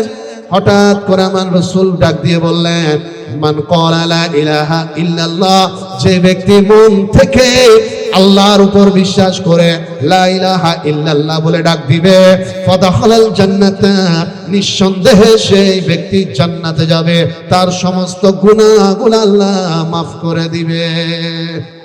একটু বড় করে বলেন না রে বাবা সুবহানাল্লাহ। আল্লাহর নবীজি এই কথাটা 2 বার বললেন, হাদিসটা 2 বার বললেন। হাদিস যখন শেষ হয়ে গেল বলা, আমার নবীজি খেয়াল করে দেখলেন একদিক থেকে কারো যেন কান্নার হু হু শব্দের আওয়াজ আসতেছে, কে যেন কান্নাকাটি করতেছে। আমার নবী শুনলেন, আমার নবী কথা বন্ধ করলেন, ডানে বাঁয়ে তাকালেন, কাউকে দেখা যায় না। নবীজি সামনের দিকে তাকালেন, একজন ইহুদির দিকে আমার রাসূল নজর দিয়ে দেখলেন একজন ইহুদি, কোনো মুসলমান নয়, একজন ইহুদি ওই খেজুর গাছের সঙ্গে হেলান দিয়ে আল্লাহর নবীর দিকে দেখে দেখে চোখের পানি ছেড়ে কাঁদতেছে। আমার নবী দেখলেন এটা কে? সাহাবী বললেন, ইয়া রাসূলুল্লাহ তাহিয়াতুল কালবি। আমার নবীজি ওই ইহুদিকে কাছে ডাকলেন। ইহুদিটা যখন নবীজির কাছে আসলেন, আমার রাসূলকে ডাক দিয়ে বললেন, ওগো মুসলমানদের নবী, একটু আগে আপনি যে কথাটা বলেছেন, কথাটা সত্য নাকি মিথ্যা? আল্লাহ রাসূল বললেন, দাহিয়াতুল কালবি, আমি রাসূল কখনো মিথ্যা কথা বলি না। আরেকটু বড় করে সুবহানাল্লাহ। আমার বাবার, আমার নবী ইসলাম দিয়ে সভ্যতাকে কেমন পরিবর্তন করেছেন দেখেন। আল্লাহ রাসূল সাল্লাল্লাহু আলাইহি ওয়াসাল্লাম আমার নবীজি বললেন, অবশ্যই সত্য কথা রাসূল বলেছি, যে ব্যক্তি একবার মন থেকে লা ইলাহা ইল্লাল্লাহ বলবে তার গুনাহ মাফ হয়ে যাবে। এবারে দাহিয়াতুল কালবি ডাক দিয়ে বললেন, ওগো মুসলমানদের নবী, আমার গুনাহটা যদি পাহাড়ের মতো বড় হয়, আমার নবী বললেন সেটা ক্ষমা হয়ে যাবে। হুজুর, আমার গুনাহটা যদি আসমানের চাইতে বড় হয়, আমার নবী বললেন গুনাহটা যদিও আসমানের চাইতে বড়, আমার আল্লাহ পাকের রহমত ওই আসমানের চাইতেও আরো বড়। সুবহান। দাহিয়াতুল কালবি নবীর দিকে তাকিয়ে আছেন, চোখের পানি টলমল টলমল করেন। আমার নবী বুঝতে পেরেছেন নিঃসন্দেহে এখানে কোন একটা ঘটনা আছে। নবীজি বললেন, ওগো দাহিয়াতুল কালবি, বলো তুমি এমন কি গুনাহ করেছো যে তোমার মনে হয় তোমার গুনাহটা আসমানের চাইতে বড়? এবার দাহিয়াতুল কালবি নবীর সামনে বড় আদব নিয়ে দাঁড়িয়ে গেলেন আর ডাক দিয়ে বললেন, ওগো নবী, আপনি তো জানেন আপনি রাসূল এই দুনিয়ার জগতের মধ্যে আসার আগে আগে জাহিলিয়াতের যুগ ছিল, তখন একজন কন্যা হলে সেটাকে জীবন্ত দাফন করে দেওয়া হতো। ওগো মদিনার রাসূল, আমার ব্যবসা ছিল সিরিয়ার মধ্যে, আমি ব্যবসার জন্য সিরিয়ায় চলে যেতাম। অনেক আমাদের দেশের অনেক ভাইয়েরা, বোয়ালখালীর অনেক ভাইয়েরা দেশের বাইরে যায়, 4-5 বছর পরে দেশের মধ্যে আসে। কথা বলেন ঠিক কিনা? ওই দাহিয়াতুল কালবি বললেন, ইয়া রাসূলুল্লাহ, আমার ব্যবসাটা ছিল সিরিয়ার মধ্যে, আমি একবার গেলে 3-4 বছরের কমে আসতাম না। ওগো মদিনার রাসূল, একদিন আমি সিরিয়ায় যাচ্ছিলাম ব্যবসার জন্য। তখন আমার বিবির পেটের মধ্যে আমার একটা বাচ্চা ছিল, যেটার বয়স ছিল 7 মাস। আর 2 কিংবা 3 মাস পরে বাচ্চাটা দুনিয়ায় আসবে। তখন আমি চলে যাচ্ছিলাম সিরিয়ায়। আমি ঘরের মধ্যে রুমের ভেতরে আমার বিবির হাতটা ধরে বললাম, বিবিরে, যদি কোনো মেয়ে সন্তান হয় অবশ্যই অবশ্যই জাহিলিয়াতের যুগের নিয়ম অনুযায়ী তুমি দাফন করে দিবে, মেয়েকে জীবিত রাখিও না। আর যদি ছেলে সন্তান হয় তাহলে তুমি দুনিয়ার মধ্যে আমার জন্য রেখে দিবে। বলেন না সুবহানাল্লাহ। দাহিয়াতুল কালবি রাসূলকে বলতে লাগলেন, ওগো রাসূল, এইভাবে আমি চলে গেলাম আমার বিবিকে কথাটা বলে। মাঝখানে 4-5 বছর চলে গেল। দীর্ঘদিন পরে আমি যখন ফিরে আসলাম, আমার ঘরের উঠান দিয়ে যাচ্ছিলাম, ঘরের ভেতরে হুজুর ঘরে ঢুকতে ঢুকতে নজর দিয়ে দেখলাম অবিকল দেখতে আমার চেহারার মতো একটা ছোট মেয়ে বাচ্চা বাবা বাবা বলে বলে আমার দিকে দৌড়ে দৌড়ে আসতেছে। ও ইয়া রাসূলুল্লাহ, আমি ওই বাচ্চাটার দিকে তাকালাম, বিবিকে প্রশ্ন করলাম, বিবি, এই বাচ্চাটা কার বাচ্চা? বিবি বললেন, স্বামী, চেহারা দেখলে তো বোঝা যায় এটা কার বাচ্চা। ও প্রাণের স্বামী, এটা আপনারই বাচ্চা। স্বামী বললেন, বিবি রে, তোমাকে তো হুকুম দিয়ে গিয়েছিলাম যদি মেয়ে হয় দাফন করে দিতে, তুমি রেখে দিলে কেন?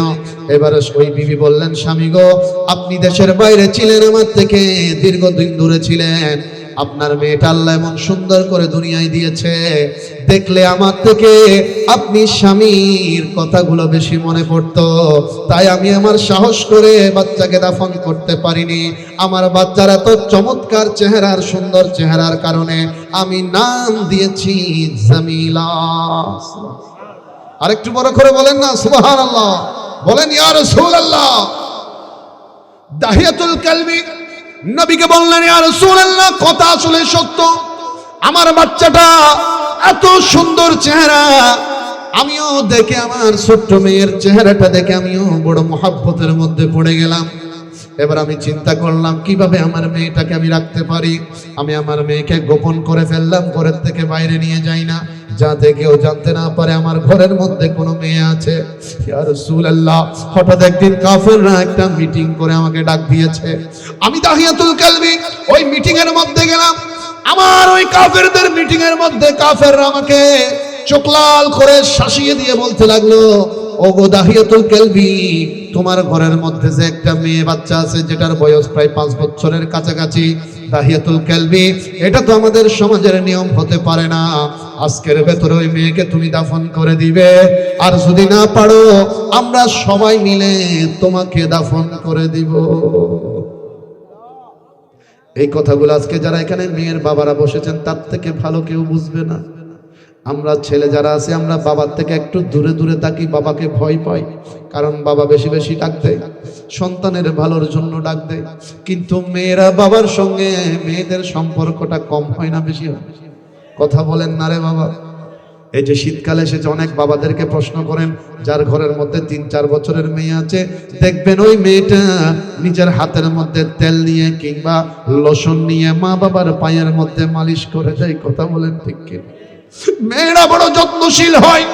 আল্লাহর নবী বলেন, যার ঘরের মধ্যে মেয়ে আছে সে ওই জান্নাতের মধ্যে 2 আঙ্গুল যেভাবে কাছে আছে, আমি রাসূল পাকের ওরকম কাছাকাছি থাকবে। মেয়েদেরকে যে সুন্দর করে লালন পালন করে বিয়ে শাদী দিতে পারবে, আমি রাসূল তার জান্নাতের জন্য জিম্মাদারি নিয়ে নিয়েছি। সুবহান। দাহিয়াতুল কালবি বলেন, ওগো রাসূল, আমি তো একজন মানুষ, নিজের জানের ভয় আমার ভেতরে চলে এসেছে। আমি ঘরের মধ্যে আসলাম, আমার বিবিকে বললাম, বিবি রে, আমার ছোট্ট জামিলাকে একটু তুমি সাজগুজ করাইয়া দাও, আমি আমার মেয়েকে নিয়ে একটু বেড়াতে যাব। মায়ের মন তো, ও আমার যুবক ভাইরা, দুনিয়ার কেউ কারো মনের খবর জানো কার না জানো, সন্তানের যদি কোনো বিপদ আসে ওই মা জননীর অন্তরের ভেতরে খবর হয়ে যায়। কথা বলেন ঠিক কিনা? জামিলা ছোট্ট 5 বছরের মেয়েকে মা জননী চুল আশ্রয় দেয়, মার চোখ বেয়ে বেয়ে টপ টপ করে পানি জমিনে পড়ে। ছোট্ট মেয়েটা মায়ের কান্নার শব্দ বুঝে না, ওই ছোট্ট বাচ্চাটা মা জননীর চোখের পানিগুলো মুছে দেয় আর জিজ্ঞেস করে, মাগো এইভাবে তুমি চোখের পানি ছেড়ে কাঁদতেছো কেন? আজকে কত খুশির দিন, আমি আমার বাবার সঙ্গে বেড়াতে যাব। মা ডাক দিয়ে বলে, আমার জামিলা, আমার কলেজার টুকরা সন্তান, তোমার মনে হচ্ছে তুমি বেড়াতে যাবে, আর আমি আমার মায়ের মন বলে আর জীবনে কোনোদিন দেখা হবে না। মায়ের মন বলে আর কোনোদিন সাক্ষাৎ হবে না। ও আমার জামিলা, মন ভরে একটু মা মা বলে ডাক দে, আমি মায়ের মনটা একটু শান্ত করে দে, আর কোনোদিন তোর জবানে মায়ের ডাক শুনবো না। জামিলাকে সাজগোজ করিয়ে দেওয়া হলো। একটা কবুতরকে, মুরগিকে জবাই করে দিলে ওই মুরগিটা যেমন ছটফট করতে থাকে, ওই মা জননী ঘরের ভেতরে নিজের সন্তানের জন্য ওইভাবে ছটফট করতেছে। জামিলা রওনা করলেন বাবার সঙ্গে, হাত ধরে রাখছেন। যেতে যেতে এমন একটা জায়গার মধ্যে চলে গেলেন, সর্বদিকে মরুভূমি, ডানে তাকালে মরুভূমি, বাঁয়ে তাকালে মরুভূমি, সামনে তাকালে মরুভূমি, পিছনে তাকালে মরুভূমি, সর্বদিকে মরুভূমি। একটা জায়গায় গেলেন, বাবা এবার মেয়ের হাতটা একটু ছেড়ে দিলেন, হাত দিয়ে বালির ভেতরে একটা গর্ত করা শুরু করলেন। মেয়ে দেখলেন বাবা একটা গর্ত করতেছে। মেয়ে ডাক দিয়ে বললেন, বাবা বলেছিলেন বেড়াতে নিয়ে যাবেন, তাহলে বেড়ানোর জায়গা কোথায়? মরুভূমির মধ্যে কেন গর্ত করছেন? ওই দাহিয়াতুল কালবি বললেন, ইয়া রাসূলুল্লাহ, আমি আমার জবান দিয়ে মেয়েকে কোনো উত্তর দিতে পারিনি। আমার মেয়ে যখন দেখছে বাবা কষ্ট করে গর্ত করে, মনে করেছে কোনো দরকারি জন্য করে, ওই ছোট্ট মেয়েটা নিজে আমার সঙ্গে গর্ত করা শুরু করেছে। ইয়া রাসূলুল্লাহ, আমার মেয়েটা আমার সঙ্গে গর্ত করে, এবার যখন গর্ত করা শেষ হয়ে গেল, ও মদিনার নবী, আমি আমার পকেটের ভেতর থেকে লম্বা রশি বের করলাম। আমি রশি নিয়ে আমার মেয়ের দুইটা হাত বেঁধে ফেললাম। হুজুর আরেকটা রশি দিয়ে আমি দুইটা পা বেঁধে ফেললাম। আমার ছোট্ট 5 বছরের মেয়েটা বাবাকে চিৎকার মেরে মেরে বললেন, ওগো বাবা, বলেছিলেন বেড়াতে যাব, আর আপনি আমার কদম এবং পাগুলা হাতগুলা কেন বেঁধে ফেললেন? হুজুর আমার কোনো বলার মতো জবাব ছিল না। আমার বাচ্চাটাকে কোলের মধ্যে নিয়ে আমি গর্তের মধ্যে ফেলে দিলাম। ইয়া রাসূলুল্লাহ, গর্তের ভেতর থেকে আমার ছোট্ট মেয়েটা ডাক দিয়ে দিয়ে বলতে লাগলো, বাবা অন্তত আমার শুধু হাতগুলোকে একটু খুলে দেন। এই গর্ত করার সময় আপনার দাড়ির মধ্যে যে বালিগুলো লেগেছে বাতাসে উড়ে দাঁড়িয়ে এসেছে। বাবা আমার হাতগুলো একটু খুলে দেন, আমি আমার হাত দিয়ে আপনার দাড়িগুলো একটু পরিষ্কার করে দিব। ইয়া রাসূলুল্লাহ, আমার কোনো মায়া হয় নাই, দয়া হয় নাই। হুজুর আমার কোনো মায়া হয় নাই, দয়া হয় নাই। আমি একটা বড় পাথর নিলাম, পাথর নিয়ে আমি আমার ছোট্ট জামিলা, আমার কলিজার টুকরা মেয়েটার কলিজার মধ্যে, বুকের মধ্যে ছুঁড়ে মারলাম। বড় বিরাট পাথরটা যখন আমার মেয়ের কলিজার মধ্যে গিয়ে পড়েছে, ইয়া রাসূলুল্লাহ, আমার ছোট্ট মেয়েটার মুখের আওয়াজ বন্ধ হয়ে গেছে। ইয়া রাসূলুল্লাহ, আর কোনো শব্দ বের হয় না, আর কোনো আওয়াজ বের হয় না। আল্লাহর নবী বললেন, ওগো দাহিয়াতুল কালবি, ওগো দাহিয়াতুল কালবি, এত বড় পাপ কেমনে করলি? দাহিয়াতুল কালবি বললেন, ইয়া রাসূলুল্লাহ, এবার বলেন না এত বড় পাপ যে আমি করেছি, আমার এই পাপটা আমি যদি একবার মন থেকে কলমা পড়ে দিই, গুনাহগুলো মাফ হবে কিনা? আমার রাসূল ডাক দিয়ে বললেন, দাহিয়াতুল কালবি রে, এমন একটা পাপ করলি যে কথাগুলো শুনে আল্লাহর নবীজি এত বেশি কেঁদেছিলেন। ওই হাদিসে মুবারাকার মধ্যে এসেছে, নবীর বুক মুবারক পর্যন্ত ভিজে গেছে। আমার নবী এত বেশি কেঁদেছে। আল্লাহর নবী দাহিয়াতুল কালবি প্রশ্ন করলেন, ওগো রাসূল, এত বেশি আপনি কান্না করেছেন? আমার নবী বললেন, দাহিয়াতুল কালবি রে, এমন একটা অপরাধ তুই করেছিস, তোর মেয়ের কথা শুনতে শুনতে আমি রাসূলের থেকে আমার ফাতিমার কথা বেশি বেশি মনে পড়তেছে। ইয়া রাসূলুল্লাহ, বলেন না গুনাহটা থাকবে না মাফ হবে কলমা পড়লে? আমার নবীজি বললেন, দাহিয়াতুল কালবি রে, যদি মন থেকে কলমাটা পড়তে পারো, তোমার গুনাহটা যত বড় হোক না কেন, আমার আল্লাহ পাকের রহমত তোমার গুনার চাইতে বড় বড়। আর একটু বড় করে বলেন। এবার দাহিয়াতুল কালবি বললেন, ইয়া রাসূলুল্লাহ, আর দেরি করতে চাই না, তাহলে আর মুসা কালিমুল্লাহর উম্মত হয়ে থাকতে চাই না, ইহুদি হয়ে আর বাঁচতে চাই না। ওগো রাসূল, আপনার কদম মুবারক ধরে ফেললাম, আমাকে একটু নিয়ামতের কলমাটা পড়াইয়া দেন, এত বড় গুনার বোঝা আমার মাথার থেকে একটু সরাইয়া দেন।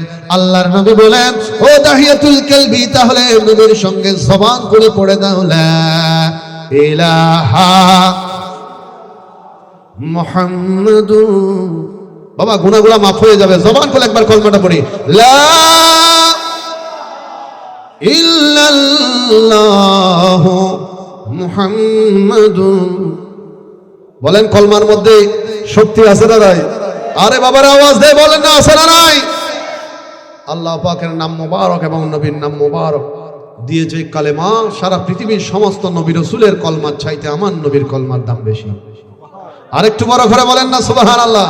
বলেন বলেন, নবীর দাম কম না বেশি? আওয়াজটা আরো বড় করেন, কম না বেশি?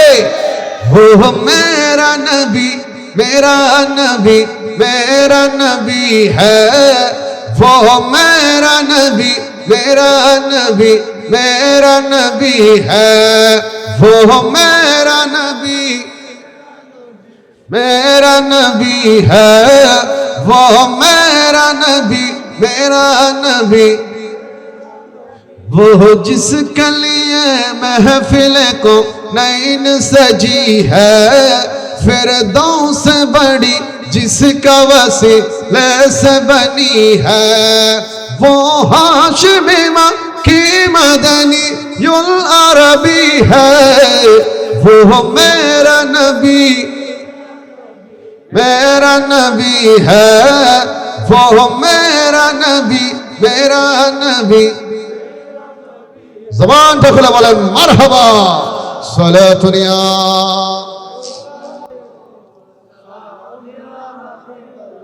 আমরা এমন নবী পেয়েছি যে নবী নিজের চিন্তা করে নাই, উম্মতের চিন্তা করেছেন। এখানে অনেক ভাই প্রবাসে থাকেন, অনেক এই এলাকায় যাওয়ার সময়, প্রবাসে যাওয়ার সময় চোখে পানি থাকে, কিন্তু আসার সময় চেহারার মধ্যে হাসি থাকে। কথা কি ঠিক না বেটি? কেন চেহারায় আসার সময় হাসি থাকে? কারণ মুহাব্বতের আম্মা জানের চেহারাটা এসে দেখবে, বাবার নূরানি চেহারাটা দেখবে, নিজের ছেলে মেয়েদের চেহারাটা দেখবে, বিবির সাথে কথা হবে, মনটা বড় খুশি। এবার দেখেন, আমার নবী মেরাজ শরীফে যাচ্ছেন, নবীজিকে যখন ফুলসিরাতের কিনারায় নেওয়া হলো, আর 10 মিনিট সময় দেওয়া যাবে নাকি শেষ করে দেব? না, আপনারা বললাম আমি 10 মিনিট করতে পারি, প্রায় 1:15 কাছাকাছি সময়, প্রায় দেখেন গিয়ে দেরি। নবী তো প্রত্যেক দিন দিবি এই উম্মতরে, বোঝনে টেনশন করে তো হয়তো গম গম 4টা বাজাবে হন লাগুজরে না বাজিয়ে দুধ দেরি করেন যেত অল্প সময়। মাশাআল্লাহ, ওনারা আসন বলে আই আসি, আল্লাহ কবুল করো, আমিন হন। বহুত মহাব্বতর বাজ একলো সবুত ফানি দেখিলাম, বা একলো সবুত ফানি দেখিলাম। এই ফানি, এই 1 ফোঁটা সবুর ফানি, আল্লাহর কসম ইন গোটা দুনিয়া কেন দুইজন দুনিয়ার তুনে 1 ফোঁটা সবুর ফানির দাম বেশি। আর নিন আল্লাহ রসুলের ভালোবাসি ফেলাই রে, আর নবী হতে তুই যাতে আল্লাহ নবীরে ভালোবাসি 1 ফোঁটা সবুর ফানি ফেলো, তুই দেহ দিবে হরত ফজি ফুয়ে গিয়ে, জমিনত ফজি ফুয়ে গিয়ে, আসলে ফুয়ে না যায়। ইসমাইল নামক ফেরেশতা দিয়ে আল্লাহ হেফাজত করছে দেয়। তো এই সগুর ফানির হাম কি? আল্লাহ নগরক যেদিন না আরুদ্দনের মৃত্যু হয়ে যাবে গই, দুনিয়ার হন হারাপ আমলের হারণে যদি আরুদ্দনের খবরত জাহান্নামের আগুন আই, আর আল্লাহ ইসমাইল ফেরেশতারে ডাক দে, দে ও ইসমাইল ফেরেশতা, আর বন্দাগো মধ্যম সাক্ষরত জমিনত বই নবীরে ভালোবাসি, আল্লাহরে ভালোবাসি, গভীর রাতে সগুর ফানি ফেলাইল দে, জমার 1 খুদের তুন 1 ফোঁটা ফানি লইও। ইসমাইল ফেরেশতা 1 ফোঁটা ফানি লই আরুদ্দনের খবরের সামনে দিয়েব। আল্লাহ কি জুম, আল্লাহ হবদে ছোট্ট ফানির ফোঁটাই বেড়ে একখানা বড় করি দাও। ইসমাইল ফেরেশতা ছোট্ট ফানি ওরে বড় করি বললে এখন কি জুম, আল্লাহ হবদে আর বন্দার খবরত আগুন জ্বলতে, এই আগুনের রোদ ফানি কি লাগে অবাজি। ফানি যদি আগুনের রোদ পরে জ্বলিব না নিবিব? এই আজিয়ার 1 ফোঁটা মোহাব্বত সগুর ফানি বে ইল্লে দামি। সুবহানাল্লাহ। উগ্র পাঞ্জাবি দুইতে আধা বাল্টি পানি লাগে, লাগে না না লাগে? একবার বিজম পরে, আবার সাবন দাম পরে, আবার ধুম পরে, গরত বই তুলি আধা বাল্টি উগ্র পাঞ্জাবি দুইতেই লাগে। 70 বছরের গুনাহ মাফ হইতে আধা বাল্টি পানি না লাগে, এক ফোঁটা মহাব্বত সবুর পানি যথেষ্ট। মুআজ্জাজ হাজিরিন, এত লাজের মাহফিল গান বড় দামি। এই আন্দাজে 1-2 ঘন্টা বসে শুনতে এই বসাইনোর দাম কদ্দুর ইনাজিয়ে যদি যারা খবরত আছে তারা হইতে পারে। ইতার আল্লাহর হাতে দোয়া করে আল্লাহ আরেক কান বাজ যাবে সুযোগ দাও না। আল্লাহ রহমতের ফেরেশতা দি ফুসল্লর আজ ফাইলি কিরি আরেকবার ফাটালি কিরি বিবন্দা ওই বন্দায় খবরত হদ আল্লাহ আরেকবার যদি যাইতে পারতাম তাহলে ওই মজলিসুত বসতাম জিয়ে নতুন তোমার জিকিরের শব্দ আইস। আল্লাহ আরে বুঝিবে তৌফিক দাও, আল্লাহ বুঝিবে তৌফিক দাও, আমিন। হন কারণ দরুদ শরীফ পড়ুন 10 মিনিট ইনশাআল্লাহ গুছাই ফেলেন। সলাতুনিয়া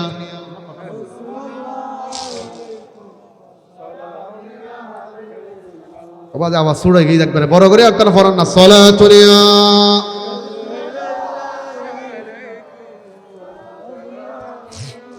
अल्लाह अल्लाह क्या मुबारक नाम है, अल्लाह अल्लाह आशिकों का काम है। सारा दुनिया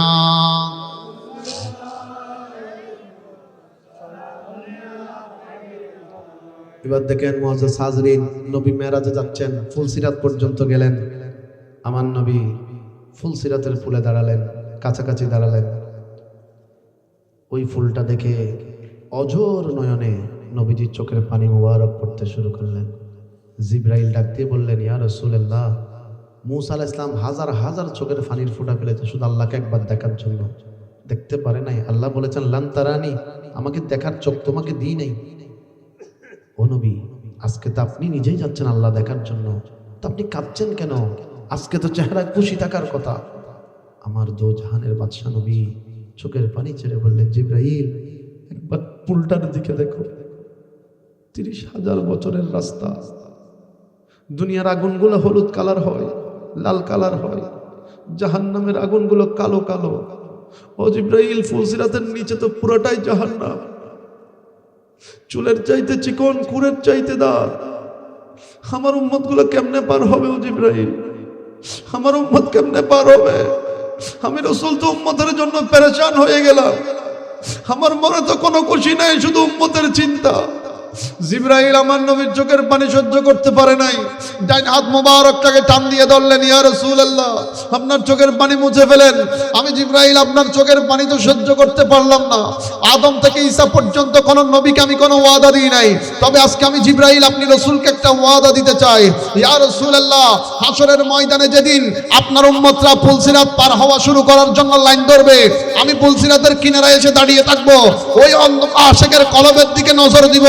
যদি দেখি আপনার ওই আশিকের অন্তরে আপনার ভালোবাসা আছে, আপনার প্রতি মহব্বত আছে, ওগো নবী, আল্লাহ আমি জিবরাইলকে 600 নূরের ডানা দিয়েছে, এক একটা ডানার দূরত্ব জমিন থেকে আসমান পর্যন্ত। আপনার ওই আশিক যখন ফুলসিরাত পার হওয়ার জন্য রওনা করবে, আমি জিবরাইল যদি দেখি তার অন্তরে আপনার ভালোবাসা আছে, তার জন্য আমার 600 নূরের ডানা বিছাইয়া দিব, সে আমার ডানার উপর ভর করে করে ফুলসিরাত পার হয়ে যাবে। সুবহানাল্লাহ, আল্লাহু আকবার, ইয়া রাসূলুল্লাহ, ইয়া গাউসুল আজম দস্তগীর, জিন্দাবাদ জিন্দাবাদ জিন্দাবাদ জিন্দাবাদ জিন্দাবাদ জিন্দাবাদ। মুআজ্জাজ হাজিরিন বলেন, তাহলে এই যে ফুলসিরাত পার হওয়ার শর্ত হচ্ছে একটা নবীর মহব্বত অন্তরে থাকতে হবে। আর একটু জোরে বলেন না রে বাবা, নবীকে বাদ দিয়ে ইবাদত কবুল হওয়ার কোনো সুযোগ নাই। নবীকে বাদ দিয়ে আল্লাহ পাওয়া যায় না, যেখানে খুদ সাহাবায়ে কেরাম বলেছেন নবীকে বাদ দিয়ে আল্লাহ পাওয়ার কোনো সুযোগ। সিদ্দিক আকবরকে প্রশ্ন করা হয়েছিল, আবু বকর সিদ্দিক রাদিয়াল্লাহু তাআলা, আপনি কি আল্লাহ দেখে কলমা পড়েছেন? তিনি বলেন না। আপনি কি জান্নাতের লোভে পড়ে কলমা পড়েছেন? তিনি বলেন না। আপনি কি জাহান্নামের আগুনের ভয় দেখে কলমা পড়েছেন? তিনি বললেন তাও না। তো আপনি কি দেখে কলমা পড়েছেন? সিদ্দিক আকবর বললেন, আমি নবী মুস্তাফার চেহারা মোবারক দেখে কলমা পড়েছি। আরেকটু বড় করে বলেন সুবহানাল্লাহ। সেজন্য সাহাবায়ে কেরাম নবীকে দেখাটা এত পছন্দ করতেন। নবী এরকম ভরা মজলিস একদিন বললেন, আমি রসুল আঙ্গুর পছন্দ করি, আমি রসুল আনার পছন্দ করি, আমি রসুল দুধ পছন্দ করি। একজন সাহাবী দাঁড়িয়ে গেলেন, তিনি বললেন হুজুর আমিও দুধ পছন্দ করি। আরেকজন দাঁড়িয়ে গেলেন, হুজুর আমি আনার পছন্দ করি। আরেকজন দাঁড়িয়ে গেলেন, হুজুর আমিও খেজুর পছন্দ করি। সবারটা বলা হয়ে গেল, একজনেরটা বাকি। সিদ্দিক আকবর কোনায় দাঁড়িয়ে আছেন। আমার নবী বললেন, আবু বকর সবারগুলা যে বলে ফেলেছে, তোমারটা বলো না, তুমি কি পছন্দ করো, তোমার কি পছন্দ? ও আমার গুহার সাথী, ও আমার মাজারে পাকের পাশের সাথী, আবু বকর আমার বন্ধু, তুমি বলো না কি তোমার পছন্দ? সিদ্দিক আকবর নবীর দিকে তাকিয়ে আছে, দুই নয়নের পানি ছেড়ে দিয়ে বললেন, ইয়া রাসূলুল্লাহ, আমার তো খাবার পছন্দ না, আমার যে নবীকে দেখাটাই বেশি পছন্দ। ও নবী, আপনার দিকে তাকিয়ে থাকাটাই বেশি পছন্দ। এই জন্য একটা জিনিস মনে রাখবেন, অনেক মা বোনেরাও শুনছেন, যুবক ভাইরাও শুনছেন, মুরব্বী বাবারাও শুনছেন, নবীর ব্যাপারে ঈমানটা পিওর রাখবেন, পিওর। আপনি যেমন পানি খাওয়ার সময় আগে দেখেন পানিটা পরিষ্কার কিনা, পানিতে কোনো বৃষ্টি কোনো গন্ধ আছে কিনা, পানিটা ঠিকঠাক আছে কিনা, সেটা দেখে আপনি পানি পান করেন। কথা বলেন ঠিক কিনা? ঠিক নবীর বেলায় ঈমানটা হবে এরকম, কোনো সন্দেহ থাকবে না, কোনো সন্দেহ থাকবে না। আল্লাহ স্বয়ং সম্পূর্ণ ক্ষমতা দিয়ে নবীকে দুনিয়ায় পাঠিয়েছেন। আরেকটু বড় করে বলেন সুবহানাল্লাহ, জবানটা খুলে বলেন সুবহানাল্লাহ। আমার বাবার এখানে আমি কারো বদনামির জন্য বসে নেই, তবে হিন্স দিচ্ছি আপনি যেন বুঝতে পারেন। দেখবেন অনেক জায়গায় মানুষ মারা গেলে চেহারা দেখায় না, অনেক জায়গায় মানুষ মারা গেলে চেহারা দেখায় না, বলে তাড়াতাড়ি জানাজা দিয়ে দাফন করে দাও, দাফন করে দাও। আবার যেখানে যারা সুন্নি আছেন, আমরা সুন্নিরা ঘরের মধ্যেও মানুষ আসলে, আত্মীয় স্বজন আসলে চেহারাটা দেখাই। আবার জানাজার মাঠে যখন মানুষরা থাকে তখন যেই দেখে নাই তাকেও দেখায়। অনেক সময় কবরে শোয়াইয়ে দিয়েছে, একজন আত্মীয় অনেক দূর থেকে এসেছে, জানাজা পাই নাই, বলে অন্তত শেষবারের মতো চেহারাটা দেখাও না। সুন্নি আলেমরা বলে তাও একটা চেহারাটা কবরের ভেতর দেখাইয়ে দিল, চেহারাটা খুলে দেখিয়ে দিল। কিরে বাবা, অনেক মানুষরা চেহারা একবারও দেখায় না, সুন্নিরা যে বারবার চেহারা দেখায়, ঘরেও দেখায়, জানাজার মাঠেও দেখায়, কবরেও দেখায়। কারণ কি? কারণ কি? কারণ একটা, যারা নবীর সাথে দুনিয়ায় থাকতে বেয়াদবি করেছে, নবীকে আমার মতো বলেছে, মাটির বলেছে, তাদের সামনে যখন মালাকুল মউত আজরাইল জান নেওয়ার জন্য আসবে, ভয়ঙ্কর সূরত নিয়ে আসবে, ওই ভয়ঙ্কর সূরত দেখে তাদের চেহারা বিকৃত হয়ে যাবে, নষ্ট হয়ে যাবে, বিশ্রী হয়ে যাবে। সেজন্য তারা চেহারা মরার পরে দেখায় না। তো সুন্নিরা কেন দেখায়? সুন্নিদের ঈমান হচ্ছে মালাকুল মউত আজরাইল সুন্নিদের ঘরে আসার আগে আগে নবী মুস্তাফা এসে যাবে। সুন্নিরা নবী দেখে দেখে নিজের জান কুরবান করে দিবে, চেহারার মধ্যে নূরের ঝলক এসে যাবে। বড় করে বলেন সুবহান আল্লাহু আকবার, আল্লাহু আকবার, ইয়া রাসূলুল্লাহ, ইয়া গাউসুল আজম দস্তগীর, জিন্দাবাদ জিন্দাবাদ জিন্দাবাদ জিন্দাবাদ। বলেন বলেন, নবীর মুহাব্বতের দাম আছে না নাই? আওয়াজ বড় হবে, আছে না নাই? এই দাম বাড়িয়ে দিয়েছেন কে? আরেকটু বড় করে বলেন কে?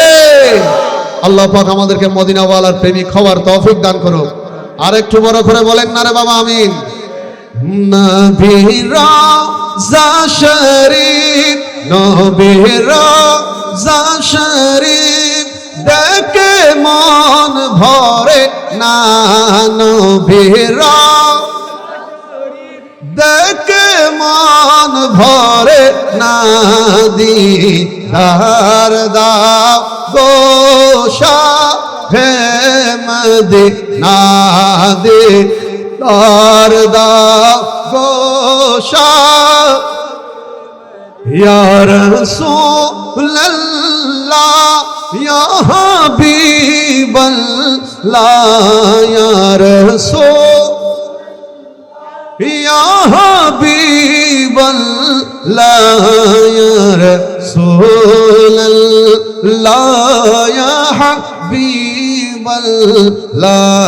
ইয়া রাসূলুল্লাহ, ইয়া জবানটা খুলে একবার বলি মারহাবা।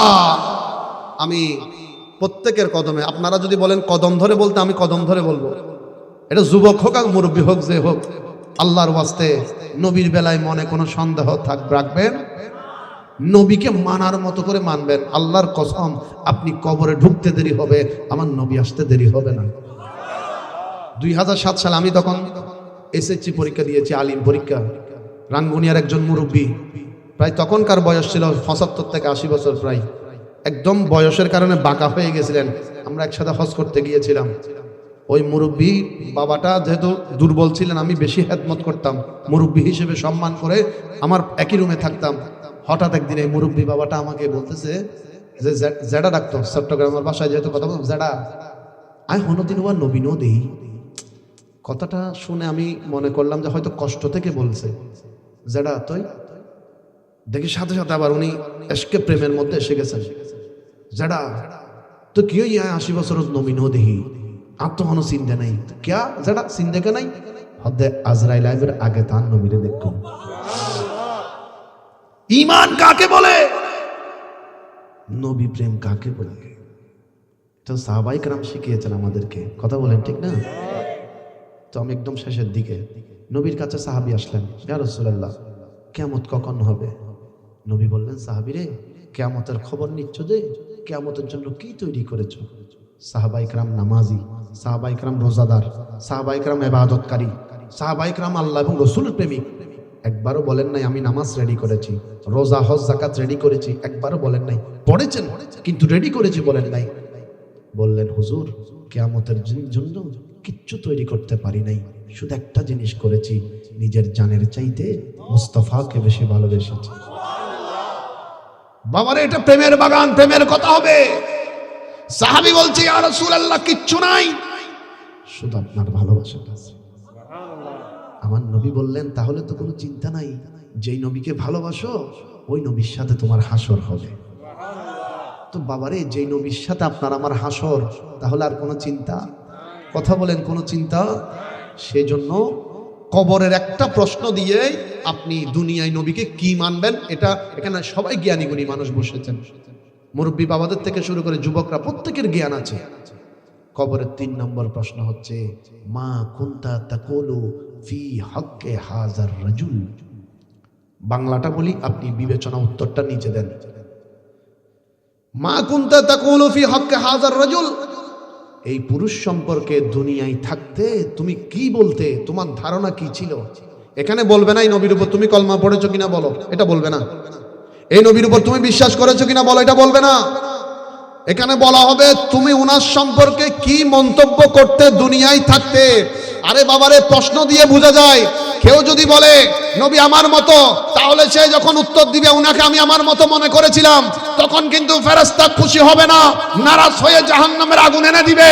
আর সুন্নিদের জন্য আজিজুল হক শেরে বাঙ্গালা ঈমানে আকবর দিয়ে গিয়েছেন। তিনি বলেছেন, ও সুন্নিরা, আমি আহলে সুন্নাত ওয়াল জামাতের ইমাম শেরে বাঙ্গালা যদি দুনিয়ার থেকে চলে যায়, আমার মাজারটা একটু উঁচু করে দিও। বদলা প্রশ্ন করলেন, হুজুর কেন উঁচু করব? সবার যেরকম এক কোমর করা হয় আপনারটাও করব। বলে, না না, আর একটু উঁচু করে দিও। কেন? বলে, আমি যেরকম দুনিয়ায় থাকতে দাঁড়িয়ে দাঁড়িয়ে মুস্তাফাকে সালাম দিয়েছি, আমার নবী যখন আমার কবরে আসবে, আমি ওখানের ভেতরেও দাঁড়িয়ে দাঁড়িয়ে নবীকে সালাম দিব। সুবহানাল্লাহ,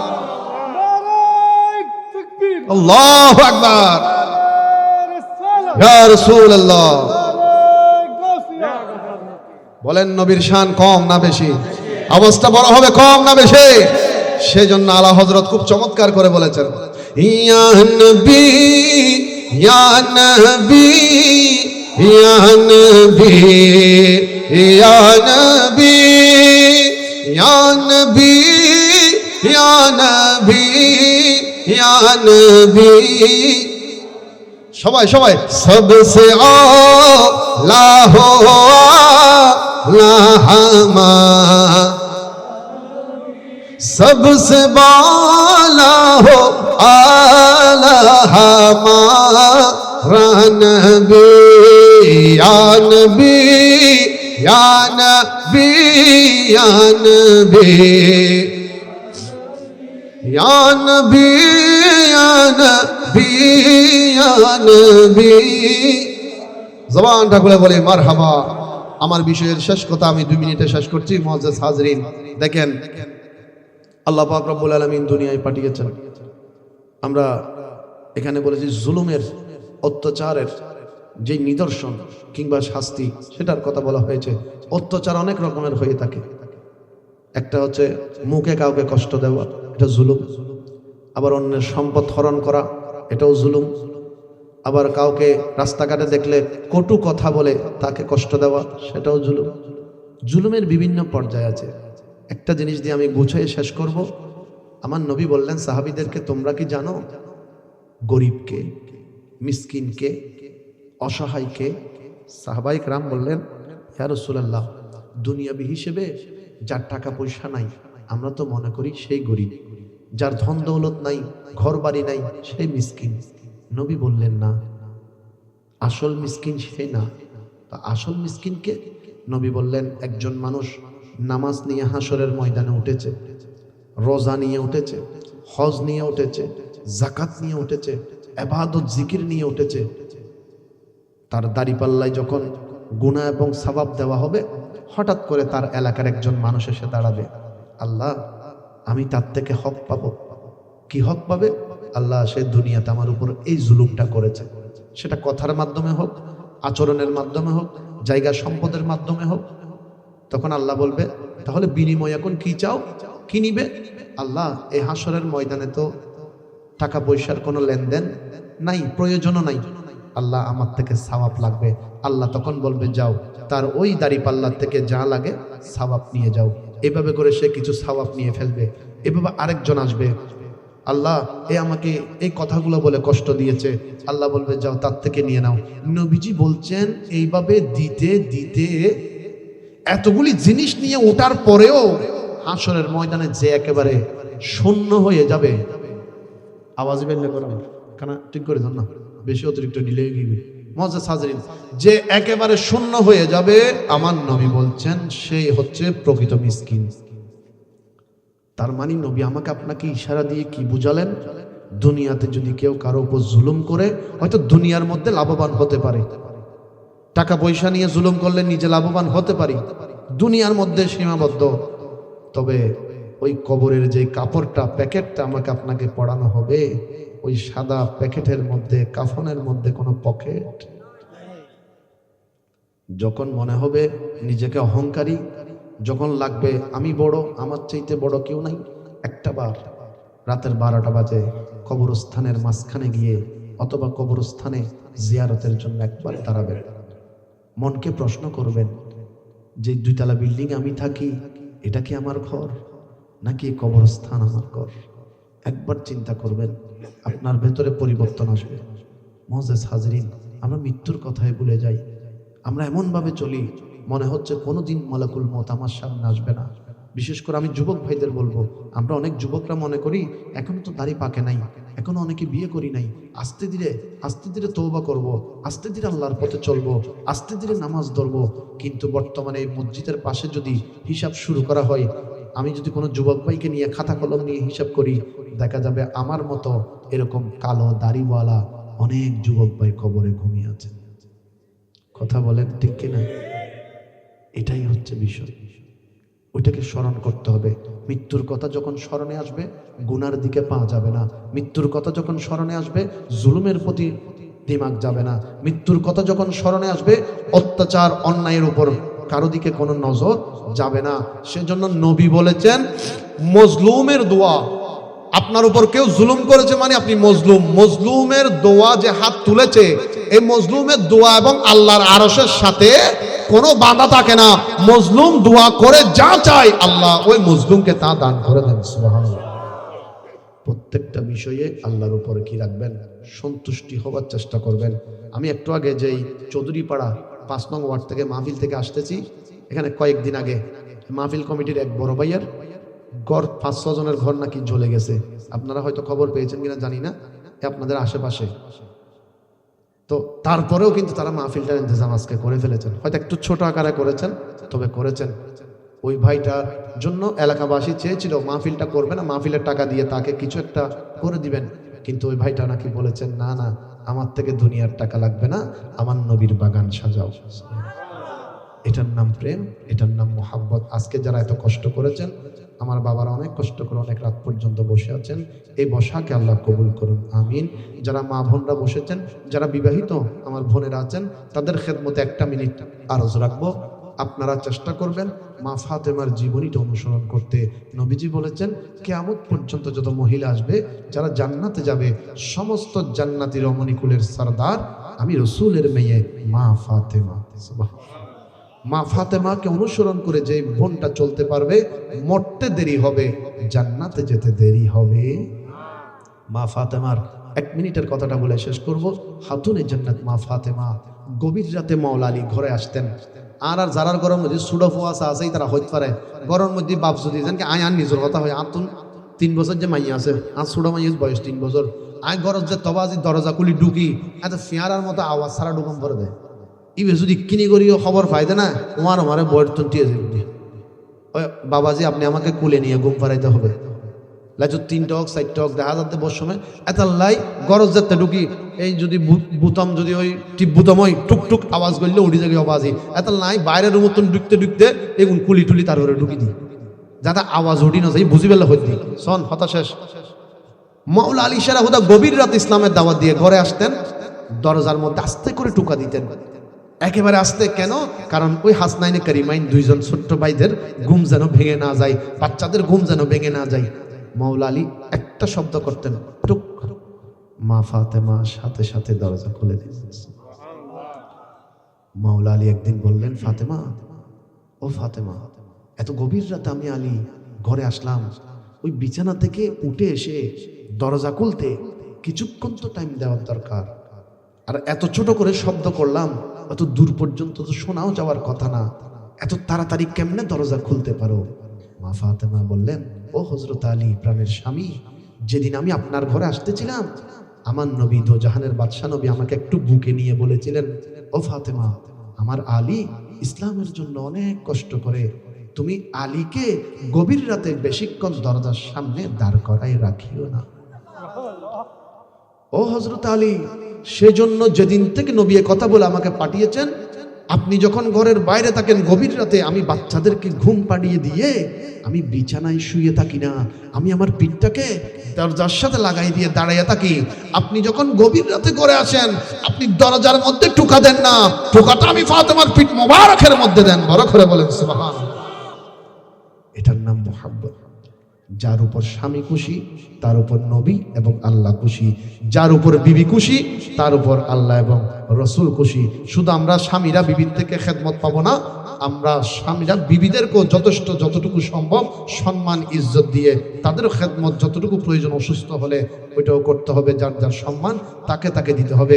শেষ কথা বলবো যুবক ভাইকে, ভাই আপনি যেদিন বিয়ে করবেন, আপনি ঘরের মধ্যে বাসর ঘরে নিজের বিবির হাতটা ধরে আপনি বুকে নিবেন, নেওয়ার পরে বড় চমৎকার করে আদরের ভাষায় মহাব্বতের ভাষায় বিবিকে বলবেন, বিবি তোমার জায়গা তোমার স্থান আমার বুকের মধ্যে, আর আমার ঘরে যে বুড়া বুড়ি 2 জন আছে আমার মেহেরবান মা বাবা, তাদের স্থান আমার মাথার উপরে। ও বিবি, তুমি আমার ওই কলিজার টুকরা মা বাবাকে একটু খুশি রাখবে, আমি স্বামী আমার জীবন দিয়ে হলেও তোমাকে খুশি করার চেষ্টা করব। শেষ কথা, আল্লাহ পাক আমাদের সমাজকে পরিবর্তন করুন, আমিন। দেশের মধ্যে শান্তি দান করুন, আমিন। এই যে ছোট বাচ্চারা করেছেন, আমি যতগুলি মুরব্বী বাবা বসেছেন আপনাদের কাছে দোয়া চাই, এই ভাইদের জন্য আপনারা দোয়া করবেন। এই ফুয়াউন আওয়াজ ইল্লে গুরু গুরু ফুয়া এগুনে ইল্লে আশেকে রসুল ঈদে নবীর বাগান সাহস করি অনারা দোয়ার হারানে সাজাই দে ইন কেন শিক্ষি দেয়, তারার বাপ দাদা কলে নবীর প্রেমিক আসিল দেয়, তারা আজিয়ে নবীর প্রেমিক হই দে। হতা হন ঠিক না বেঠিক? ই তারাই তারা বাপ সাজাতুন দাদা কলতুন শিক্ষি, আর যে ফুয়াউন আজিয়ে মাহফিল সাজাই এন্ডে যেদুকুন আর নবীর প্রেমিক বসি, নিঃসন্দেহে আর বিশ্বাস এই প্রত্যেকের মা বাজাতে ইতারে ফেডল লাকি মা জননী নিঃসন্দেহে আর নবীরে ভালোবাসি, দরুদ শরীফ পড়ছি, এতাল্লাই সন্তানিবে দুনিয়া তাই নবীর প্রেমিক হই দে। আল্লাহ এভাবে আনারে মা বাবার খেদমত করানোর তৌফিক দান করুক, আমিন। আমি বারিয়া দরবার শরীফ থেকে সৈয়দ মোহাম্মদ সাইদুল বারি আপনাদের খেদমতে দোয়ার জন্য এসেছি, আপনারা দোয়া করবেন আল্লাহ পাক যেন সুন্নিয়তের ময়দানে নিরহংকার নিরলসভাবে সুস্থতার সহিত খেদমতটুকু করে যাওয়ার তৌফিক দান করেন, আমিন। অনেক দূর দূরান্ত থেকে মানুষরা শুনছে, শেষবারের মতো সবাই মিলে মোহাব্বতের একটা নারায় হবে, যে নারায়ের মাধ্যমে দূরে দূরে মানুষরা জানবে অত্র এলাকার এত ঠান্ডার ভেতরেও নবী প্রেমিকদের কোনো কমতি হয় নাই, যতটুকু প্যান্ডেল ছিল ততটুকু আশেকরা বসে আছে, সবাই মিলে 2 হাত তুলে নবীর মোহাব্বত আল্লাহকে ভালোবেসে নারে তাকবীর, নারে রিসালাত,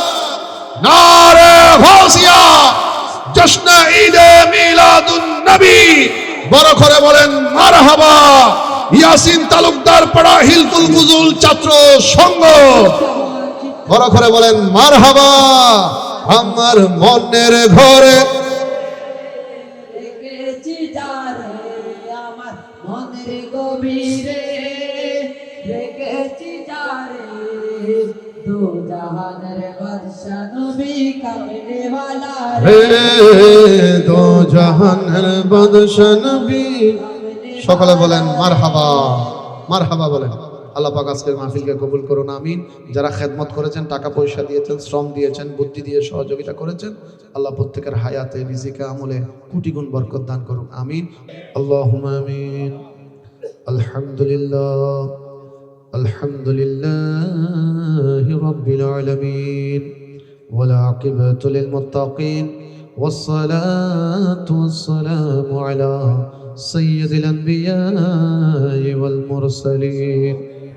রব্বুল আলামিন ইয়াসিন তালুকদার পাড়া হিলফুল ফুজুল ছাত্র সংঘের ব্যবস্থাপনায় এলাকাবাসী প্রবাসী সহ সকলের দোয়া ভালোবাসার সার্বিক সহযোগিতায় আজকের এই আজিমুশান নুরানি মাহফিলের শুরু থেকে শেষ পর্যন্ত যা কিছু আদায় করেছি, ভুল ত্রুটি ক্ষমা করে দিয়ে তোমার শাহী দরবারে পাকে কবুল করে নাও রব্বুল আলামিন।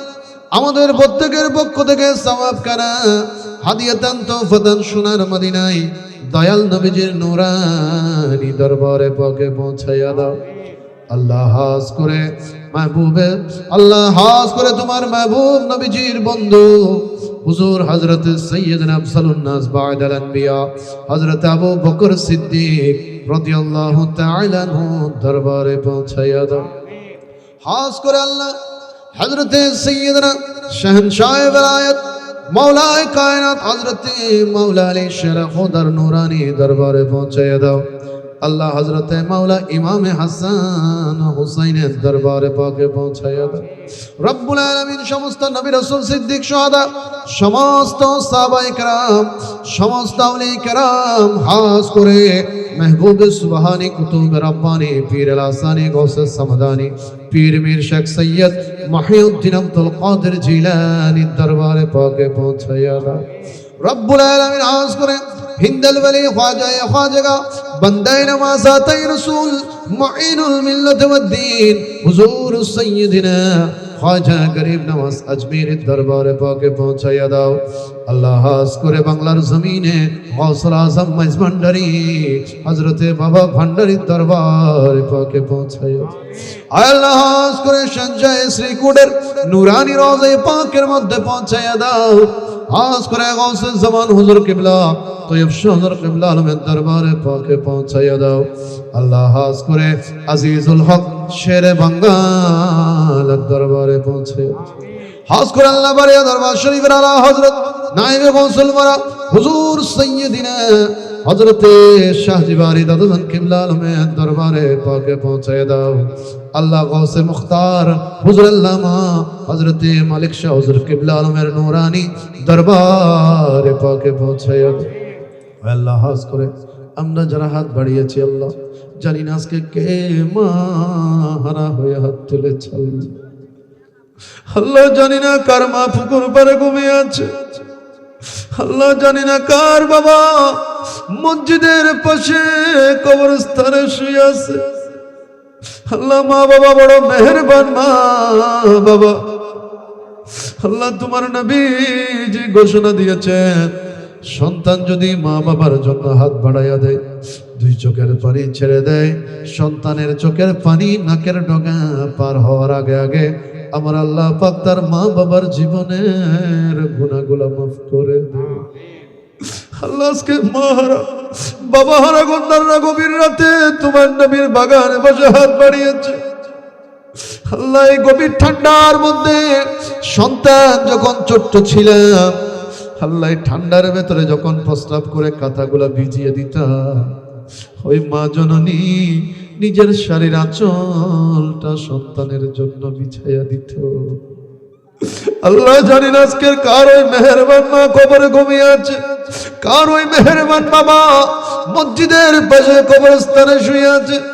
আল্লাহ তোমার নবীজির খাতিরে নবীজির সাদাকায় প্রত্যেকের মা বাবার কবরকে তুমি জান্নাতুল ফেরদৌসের বাগান বানাইয়া দাও। আল্লাহ অনেকে শ্বশুর শাশুড়ি হারিয়েছেন, ভাই বোন হারিয়েছেন, পাড়া প্রতিবেশী হারিয়েছেন, অনেকে বন্ধু হারিয়েছেন, অনেকে স্বামী হারিয়েছেন, অনেকে বিবি হারিয়েছেন। আল্লাহ তাদের প্রত্যেকের কবরকে জান্নাতের বাগান বানাইয়া দাও। আল্লাহ দয়া করে মেহেরবানি করে অত্র এলাকার মধ্যে যতগুলো কবরস্থান আছে আল্লাহ ওই কবরস্থান গুলোকে তুমি জান্নাতুল বাকি জান্নাতুল মুআল্লা হিসেবে কবুল করে নাও। রব্বুল আলামিন রাত অত্যন্ত গভীর, ঘরের দরজাগুলো বন্ধ হয়ে গেছে, মিল কারখানার দরজা বন্ধ হয়ে গেছে, স্কুল কলেজ মাদ্রাসার দরজাগুলো বন্ধ হয়ে গেছে। আল্লাহ তোমার বান্দাদের বিশ্বাস দুনিয়ার সব দরজা যদিও বন্ধ হয়ে যায়, তুমি আল্লাহ পাকের রহমতের দরজা খোলা। আল্লাহ তোমার বান্দারা, তোমার নবীর আশিকেরা তোমার দয়া পাওয়ার জন্য হাত বাড়িয়ে দিয়েছে আল্লাহ। জানি না আজকে কে কোন আশা নিয়ে হাত তুলেছে আল্লাহ, প্রত্যেকের মনের দিলের আশাগুলো তুমি পূরণ করে দাও। আল্লাহ আমাদের সবাইকে তুমি 5 ওয়াক্ত নামাজি বানাইয়া দাও। আল্লাহ আমরা যুবকদেরকে মা বাবার খেদমত করার তৌফিক দান করো রব্বুল আলামিন। হাজ করে আল্লাহ আমরা যারা হাত বাড়িয়েছি জানি না কার জীবনের শেষ বছরের আগমন হয়েছে আল্লাহ, কার হায়াতের বাসের শেষের দিকে।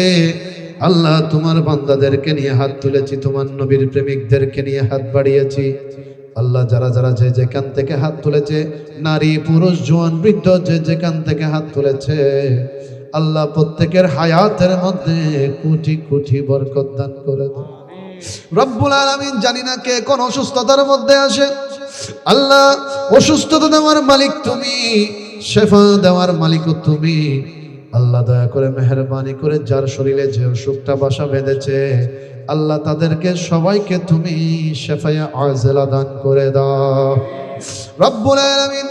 আজকের এই মাহফিলে যারা বসেছে আল্লাহ, যারা ব্যবসা করে তাদের ব্যবসার মধ্যে বরকত দান করে দাও, যারা চাকরি করে চাকরির মধ্যে খায়র ও বরকত পদোন্নতি দান করে দাও আল্লাহ। যারা লেখাপড়া করে ছাত্র ভাই বোনেরা হাত তুলেছে প্রত্যেকের ইলম কালামের মধ্যে তুমি বরকত দান করে দাও আল্লাহ। অনেক যুবকরা হাত তুলেছে, অনেকে বেকার অবস্থায় আছে, তাদের প্রত্যেকের বেকারত্ব তুমি দূর করে দাও আল্লাহ। অনেকে কর্জের মধ্যে ডুবে আছে, ডানে বাঁয়ে যাওয়ার কোনো রাস্তা নাই, তুমি গায়েব থেকে সাহায্যের মাধ্যমে তাদেরকে কর্জ থেকে মুক্ত করে দাও রব্বুল আলামিন। মা বোনদেরকে নামাজি পর্দানসীন হিসেবে কবুল করে দাও, মা বোনদের মনের আশাগুলো পূরণ করে দাও আল্লাহ। মা বোনদেরকে মা ফাতেমাতুজ জাহরার জিন্দেগি দান করে দাও। আমরা যারা হাত তুলেছি আল্লাহ, জানি না আজকে কার চোখের পানি তোমার দরবারে কবুল হয়েছে, হয় আল্লাহ জানি না কার জবানের আমিন তোমার পছন্দ হয়েছে, জানি না কার 2 হাত কানা তোমার দরবারে কবুল। ওই একজন বান্দার উসিলায় আল্লাহ আমাদের সকলের দোয়া ফরিয়াদ তুমি কবুল করে নাও আল্লাহ। আমাদের জীবনের গুনাহগুলো তুমি মাফ করে দাও আল্লাহ। আমরা জানা অজানা কবিরা সগীরা বিশাল বিশাল গুনাহ করেছি, তোমার রহমত দিয়ে আমাদের গুনাহগুলো তুমি মাফ করে দাও। খাস করে মনসুর আলম ইন্তেকাল করেছে আল্লাহ, তার কবরকে জান্নাতের বাগান বানাইয়া দাও আল্লাহ। জনাব আব্দুল আজিম আল্লাহ, সবুরা খাতুন, জানে আলম, শাহজাহান, জাফর, লোকমান আল্লাহ, যে অসুস্থতার জন্য শেফার জন্য দোয়া চেয়েছে আল্লাহ, তাদেরকে তুমি শেফায়ে আজেলা কামেলা দান করে দাও আল্লাহ। বিশেষ করে আজকে এখানে যারা বসেছে জানি না কার মনের ভেতরে কোন আশা নিয়ে হাত তুলেছে, তোমার বান্দাদের মনের আশা তুমি পূরণ করে দাও আল্লাহ। যাদের ঘরে ছেলে মেয়ে আছে, মা বাবারা হাত বাড়িয়েছে, তাদের সন্তানগুলাকে নেককার, ফরহেজগার, দিনদার, নামাজি সন্তান হিসেবে কবুল করে দাও। অত্র এলাকার ঘরে ঘরে রহমত দান করে দাও আল্লাহ। অত্র এলাকার যারা মুরব্বীরা আছে তাদেরকে যুবকরা যেন ইজ্জত করতে পারে তৌফিক দান করে দাও। মুরব্বী বাবারাও যেন যুবকদেরকে স্নেহ করতে পারে তৌফিক দান করে দাও। আয় আল্লাহ, যারা যুবক ভাই হাত তুলেছেন আল্লাহ, যুবক ভাইদেরকে দুনিয়া আখিরাতে ইজ্জত সম্মানের জিন্দেগি দান করে দাও। আজকের মাহফিল সাজানোর জন্য যারা খেদমত করেছে, টাকা পয়সা দিয়েছে, আল্লাহ তাদের রুজি রোজগারের মধ্যে কোটি কোটি বরকত দান করে দাও। আয় আল্লাহ, আজকের এই মাহফিল তারা সাজিয়েছে, আগামী বছর এই মাহফিলটা যেন মুরব্বীদের দোয়া এবং সহযোগিতা নিয়ে, প্রবাসীদের সহযোগিতা নিয়ে আবার যেন এলাকাবাসীর ভাইয়েরা, আল্লাহ ইয়াসিন তালুকদার পাড়া, হিলফুল ফজুল, আল্লাহ ছাত্র সংঘের ভাইরা যেন সাজাতে পারে আগামী বছর। আল্লাহ তোমার গায়েব থেকে তুমি সেই ব্যবস্থা তাদেরকে আগামী বছর দান করে দিও। অনেক প্রবাসী ভাই প্রবাসী আছে, আল্লাহ তাদের জানো মালকে তুমি হেফাজত করো, প্রবাসী ভাইদের রুজি রোজগারের মধ্যে বরকত দান করে দাও।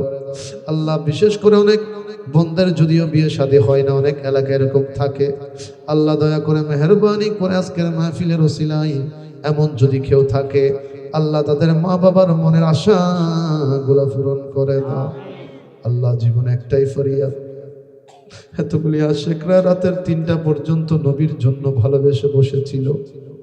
আল্লাহ তুমি আল্লাহকে ভালোবেসে বসেছিল, জীবনে একবার হলেও তোমার কালো চাদর মাকা ওই হানায়ে কাবার 7টা চক্কর দিয়ে তাওয়াফ করার তৌফিক দান করো।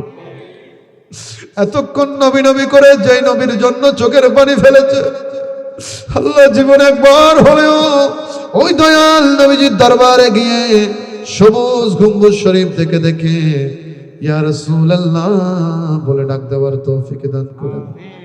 আল্লাহ ছাত্র ভাই বোনেরা হাত তুলেছে, আল্লাহ যারা পরীক্ষা দিয়েছে ভালো রেজাল্ট করার তৌফিক দান করে দাও। আল্লাহ ভালো রেজাল্টের মাধ্যমে মা বাবার মুখ উজ্জ্বল হয় মতো তৌফিক দান করে দাও। অনেকের সামনে আল্লাহ এসএসসি পরীক্ষা দিবে, তাদেরকে ভালো রেজাল্ট করার মতো করে পড়াশোনা করে মুখস্থ বিদ্যা বাড়াইয়া দাও। আল্লাহ অনেক যুবক আজকের মাহফিল ইন্তেজামিয়ার কমিটির মধ্যে আছে, আল্লাহ এই যুবকদেরকে তুমি কবুল করে নাও, যুবকদেরকে সিদ্দিক আকবরের সৈনিক হিসেবে কবুল করে নাও, এই যুবক ভাইদেরকে মদিনাওয়ালার গোলাম হিসেবে কবুল করে নাও।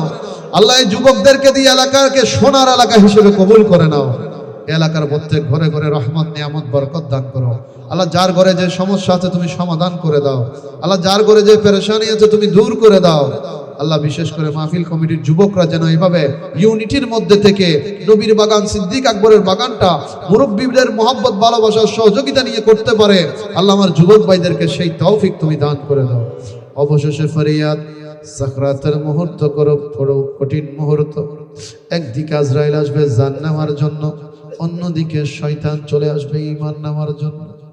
আল্লাহ কঠিন সময়ে আপন আপন পীর মুর্শিদের কলব মোবারকের ফয়জ বরকত প্রত্যেকের অন্তরে জারি করে দিয়ে দয়াল নবীজির চেহারা মুবারক দেখে দেখে সকলের জবানে ঈমানি কণ্ঠে তুমি জারি করে দিলে ইলাহা ইল্লাল্লাহু মুহাম্মাদুর রাসূল।